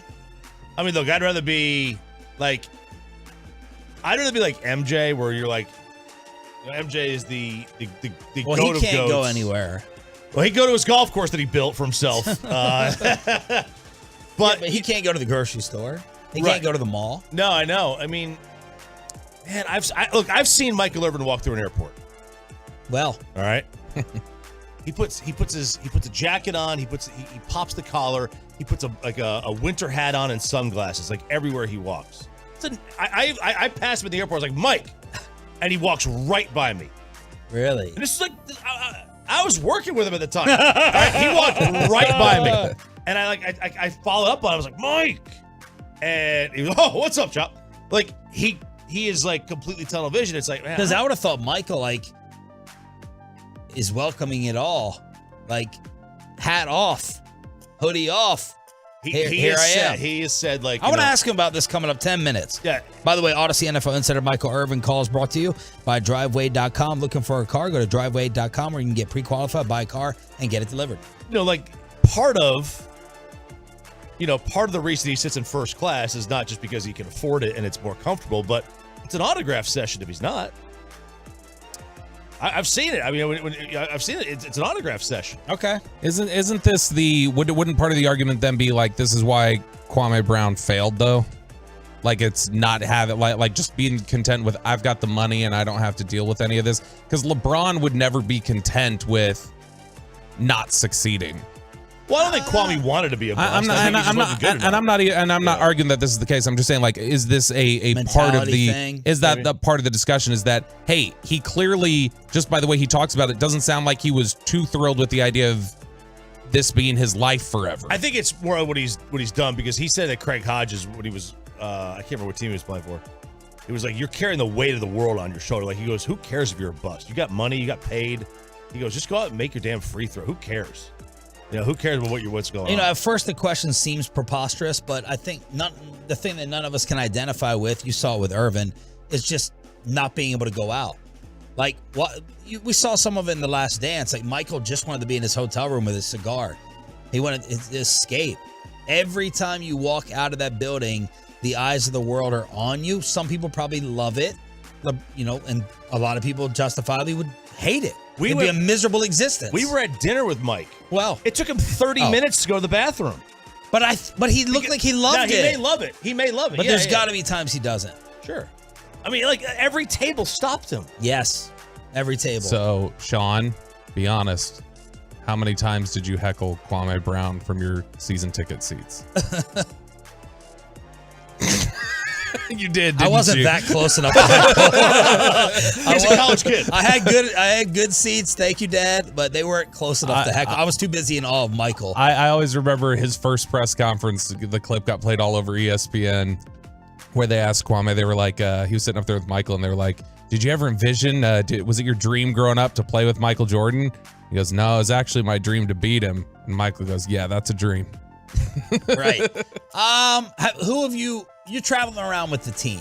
When it's the team hotel and everything, like, who have you seen up close? Just they're mauled. They can't do anything. You're going to see at Radio Row. You are going to see how crazy it is. Like Tim Tebow at his height. I mean, you can't go anywhere. It's pretty. Who have you seen the hotels do a really good job. These hotels we stay at do a really good job of kind of insulating the players and stuff so that they don't have to walk through there. I'm trying to think. I think Philly was one that was rough. But there was one we went to where Micah had to walk through, and Micah had. I remember just being like, "This feels like this could go sideways quickly." People were putting their phones in his face and like putting hands on him as he's trying to walk to stop him so they can take videos. And he kept it cool. He walked, but he was walking. I don't think he even had anybody with him. He was just walking by himself to get to a signing, and he was mobbed. I think it also depends on what type of person you are. I love being at home. Choppy can't just be at home. I love it. I love being at home, so I'm going to pick being the best ever.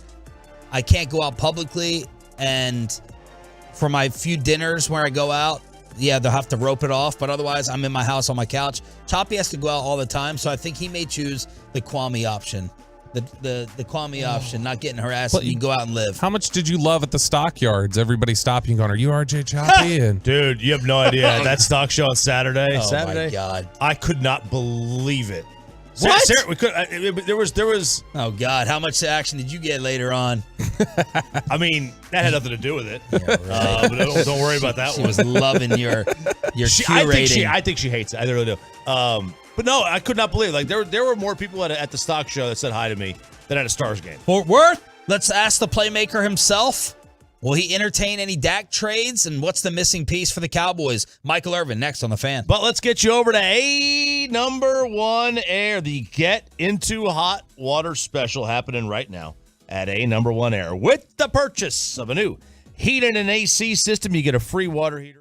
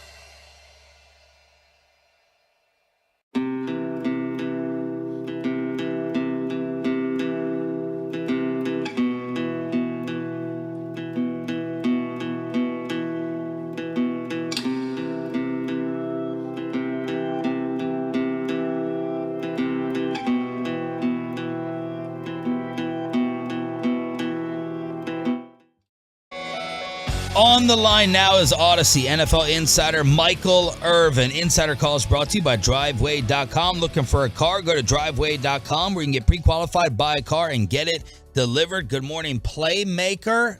How are you a few days after the season ended? Well, I'm still hurting. You know what I mean? I feel like I still haven't been able to enjoy the rest of football just yet. I hopefully this thing will turn. But you know what, man? It was right there. That's what makes it so hard. I almost rather you just blew us out and put us out of our misery. Now you got to go through the whole offseason and say, man, if that would have just seen T.Y. or just one play here, one play there could have made a huge difference. You could have still been in part of the Final Four. Man, it's just, it's been hard. So what we have learned, we've learned many things from you, but one of the things is maybe you have a little insight when you know something's up. Maybe if a receiver's leaving town. Maybe if there's going to be a draft pick made. Jerry, he canceled on us yesterday. Steven was not on Monday. Do you think anything major could be up? Oh boy, you saying major in what way? As far as somebody coming or somebody getting let go here? Which way you're talking? Because both ways, I'm expecting us experiencing this offseason. You're expecting something major coming and going? Well, yeah. Well, there's no doubt we needed something else in that game. We needed something else offensively. We needed one more pop, to help us some kind of way. Somebody making some more plays. It seemed like every play there were plays there for us to make in that game against San Francisco that it just didn't happen. Look at me. Trayvon Diggs, the ball hits him in the hands. It was a ricochet ball, a tip ball. It was hard to catch, but you missed those plays. There were so many plays we left on the field that it makes you leave kind of angry, saying, man, we'd have just made those plays. Because this was the perfect machine right here.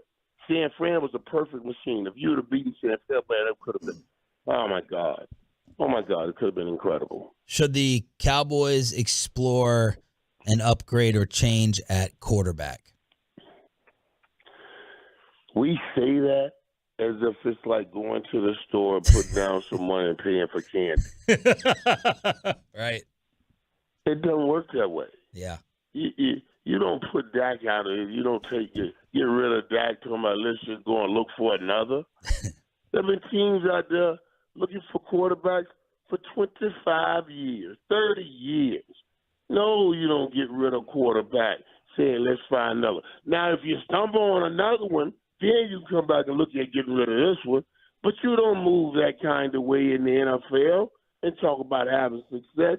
So if people are saying that, shut the hell up. You don't know what you're talking about. You're going to put us in a bigger hole than we already in. At least we're in the fight right now. You're going to have us out of the fight. Just shut up. Enjoy it, but don't talk football. Just enjoy it. Michael Irvin joins us here, 105 through the Fan. Let me play devil's advocate with you here. All right, just look at the 7 teams in the playoffs in the AFC. Stop letting Brock Purdy fool you. Stop. Oh, no, I'm not letting Brock Purdy fool me. Oh, no. Okay, don't get caught up in that. All 7 AFC teams, with the exception of Baltimore, drafted their current quarterback in the top 10. Like, I'm not saying what I'm saying is it okay to say, you know what? We're going to take a step back. We're going to trade Dak for some picks. Then we're going to trade up in the draft, and we're going to take a quarterback in the top 5 of the draft. We're going to find a way to get up there and then go and then take a shot at getting Burrow or Mahomes or Allen or whatever. Dog, that sounds good to the ear gate, but it doesn't really happen in reality like that. First of all, you can get up in the top 5. Don't mean you don't get no quarterback. The only time you can guarantee getting a quarterback is you get all the way to number 1. You can get all the way up in the top 5 and not have what you need or not get the right quarterback. It's just so much, man. You can't play that kind of game. You can't play that kind of game if you got a viable quarterback. And you got a quarterback that has given you the number one offense in back-to-back seasons. You're going to get rid of him. Stop. Don't let your emotions make you make a temporary decision on a permanent thing, or make you make a temporary dumb decision that's going to bring us permanent pain. Michael, do the Cowboys have the right weapons, I guess, at receiver right now? Is Michael Gallup, after the season, a guy that can be a legitimate number 2 moving forward, or do they have to look at bolstering the receiving core? There's no doubt we need help there. There's no doubt. This isn't as bad as when we first asked Dak to go at it, with the Hearns and all of those receivers before we brought in Amari Cooper. That thing was looking bad. You know what I mean? And Amari Cooper came in and solidified. Of course, then we came back to draft CD Lamb. So we bolstered it up. But, yes, we need more help there. We need more help, more guys that can make plays more consistently. You drop a level, not because of you drop a level because of the consistency of play. The number one receiver, it has to be the most consistent receiver on the football field. When we come to you, we want to win 90% of the time. Number 2 receivers, maybe we win a little bit less. Number 3 receiver, you'll win a little bit less. That's how it goes. How dependable, how reliable, how consistent are you will determine if you're 1, 2, or 3. And the answer is yes. We need more help after 1. Michael, when you look specifically at the game plan that they came into there with San Francisco, I felt like San Francisco had vulnerabilities where you could push the ball downfield, you could take advantage of some things. Lot was underneath. I wasn't thrilled with it. How did you think about Kellen's game plan in this game specifically, and the prospects of going into next year with Kellen as the offensive coordinator again? I thought there was sometimes with somebody or some teams very good, you can fool yourself into thinking how great you can make this team greater in your mind than they really are on the field. Like in that game right there, I would have liked to have slowed that game down. That second interception Dak threw that came off CD Lamb, it was 2nd and 2. Why are we throwing that ball right there? Hand that ball off on 2nd and 2. You know what I mean? And let's hand it off. Let's see. Let's keep trying to work it. That's what I gave this hit him and cut him analogy that Rocky IV gave that Ivan Drago had with Rocky IV. Rocky IV caught him. He didn't run from him. He took some hits, but he played physical. He caught him with a nice hook that said, "Oh man, you cut him. He's human. He bleeds." That's we're down to 2nd and 2, and I know we're already in field goal range. Man, you hand that ball off and do some pounding right here. Then start putting the ball in there. I thought they felt like Dak had to win this game. As we forgo the running game, let's just let Dak win this football game because nobody can run on Cincinnati. They only gave up 70 yards a game running. They even gave up 60 at home, and they were playing this game at home. So we capitulated something that I didn't think we should have capitulated. Michael Irvin here on The Fan. How are you viewing the futures of Zeke and Tony Pollard? And that, you know what, Sean, that's another thing that made me mad. I don't want that. If that is, and there's a very good chance it may be with all the way things have gone, the last play that Ezekiel Elliott plays in a Dallas Cowboy uniform, and you put him at center, and you put that bad play. It's the worst. You know what I'm saying? I didn't want to see that. I was like, man, I don't give a damn. Take a knee and lose the game. Don't run no play like that. Don't even do it. Now we got two. We ended 2 playoff runs with 2 plays that will be on bloopers. They'll be on bloopers. I mean, it's one thing to lose, but don't insult me on the loss on the way out the door. You know what I'm saying? Yeah. Just take a knee and concede right there. Then to come up with some play where you put guards and tackles out wide, like you're going to catch a ball and they're going to be able to run downfield, set up. I don't even know what that was. It was embarrassing to watch. I mean, we asked for unique. We asked for unique, and we got it. Yeah, unique is stupid as another, ignorant as another. And that was all of the latter. Stupid and ignorant. I don't know what it was, but it was bad. Michael, Power rank the Final Four. I think I remember you months ago loving Cincinnati, and now people are looking at them as the favorites in this game because of the Mahomes injury. So who's your Super Bowl favorite, and how are you just looking at the Final Four with the title games this weekend?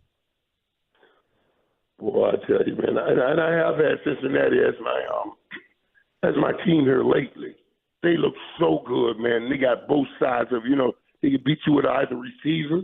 They can beat you running the football. You know what I'm saying? They're just like that thing that oh yeah, we can go to Cincinnati, we can go to Kansas City and beat Kansas City. Buffalo didn't have that. Buffalo wasn't sure. Cincinnati is sure. Joe Cool say our window is open as long as I'm playing quarterback. That's what I want to hear. Yeah. The window is open as long as he's playing quarterback.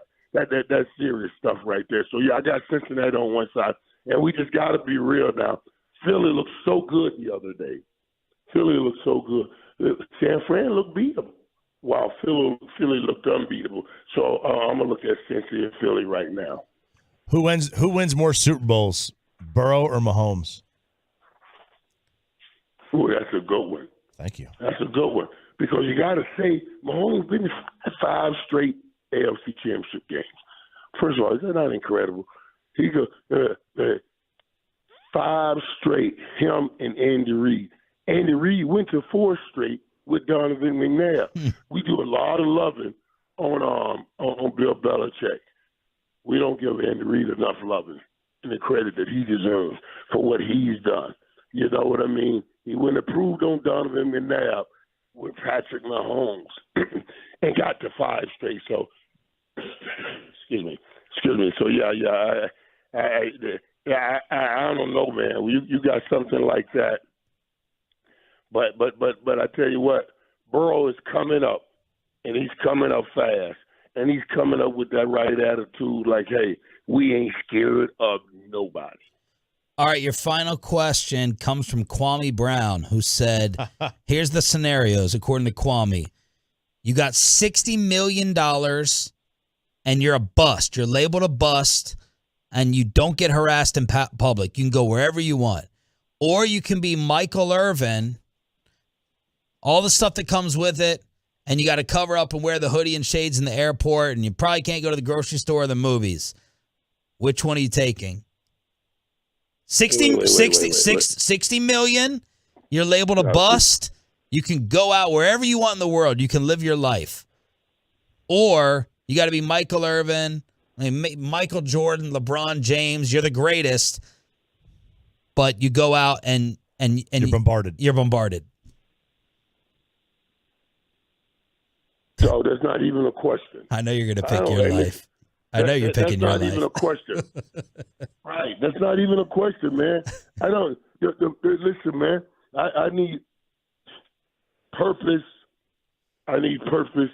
I need to know that I matter in some way. If I can win, that's the number one thing for me. Winning. Winning will bring money. Money don't always bring winning, but winning will bring money. I got to win, and the money will follow. Jimmy always sold that, and he was right. The playmaker, Michael Irvin. We knew that was happening. Glad you survived Stephen A. on Monday. Go rest that voice up for the weekend. Thank you, brother. Yeah, my voice is good, man. It's coming back now strong. This is coming back? After that Dallas game. Yeah. This just, listen, listen. What I went through last weekend, remember a couple of years ago we played the New Orleans game. Mm-hmm.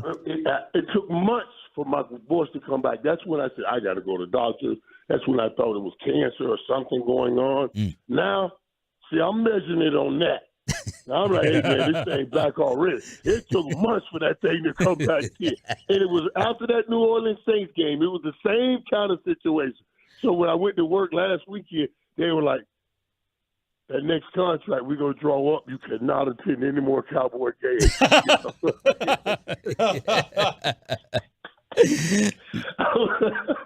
said, y'all can't do that. It was like, every time you go to them games, buddy, we get hurt for a few weeks around here in football. So, yeah, we had fun with it. But yeah, I'm doing great now. I'm doing great. Good. Thank you, Mike. Enjoy the games. That was Odyssey NFL Insider Michael Irvin. Insider Calls brought to you by Driveway.com. Head to Driveway.com today to shop more than 25,000 new and used cars in Driveway's nationwide inventory.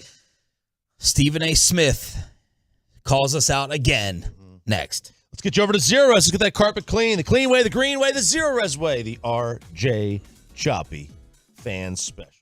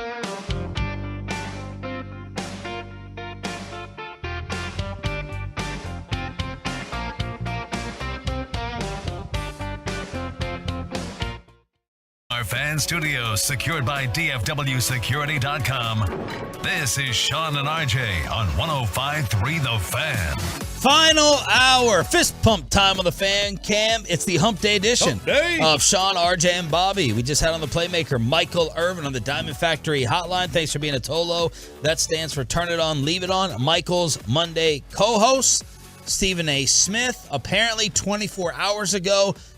Maybe this means no one's paying attention to Stephen A. anymore in DFW. We usually get notifications. I usually get text messages from the father-in-law. Stephen A.'s clowning y'all. He's attacking you. He's going at you.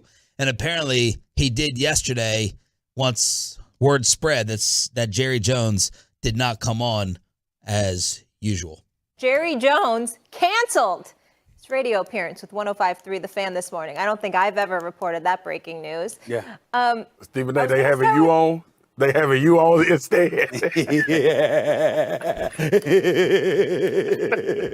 Jerry Jones canceled that interview because Jerry Jones got decisions to make. Got decisions to make about his quarterback. Got decisions to make about his offensive coordinator. Got decisions to make about his head coach.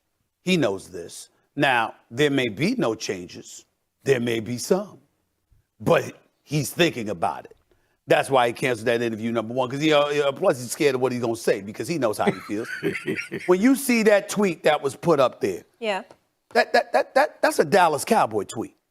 You understand what I'm saying? That's their page, correct? Yeah. Their Twitter, You think the Cowboys Twitter account. You think that they put that up without Jerry's okay? You think that they will put that up and Jerry Jones have no knowledge of it whatsoever? Dak Prescott gave away the ball twice in the narrow loss to the 49ers in a matchup the Cowboys had a chance to win if they didn't generate generate self-inflicted wounds. You really think that tweet went up without Jerry Jones' permission? Y'all know better. Y'all know better. Yes, Stephen A., it did go out. It definitely did. It definitely. Promise you. Even if you're listening, just text us. Nick came on. Even if you have our number, I don't even know. Came on yesterday. Have you ever had to run a tweet? How often do you run a tweet by Jerry Jones? Seriously.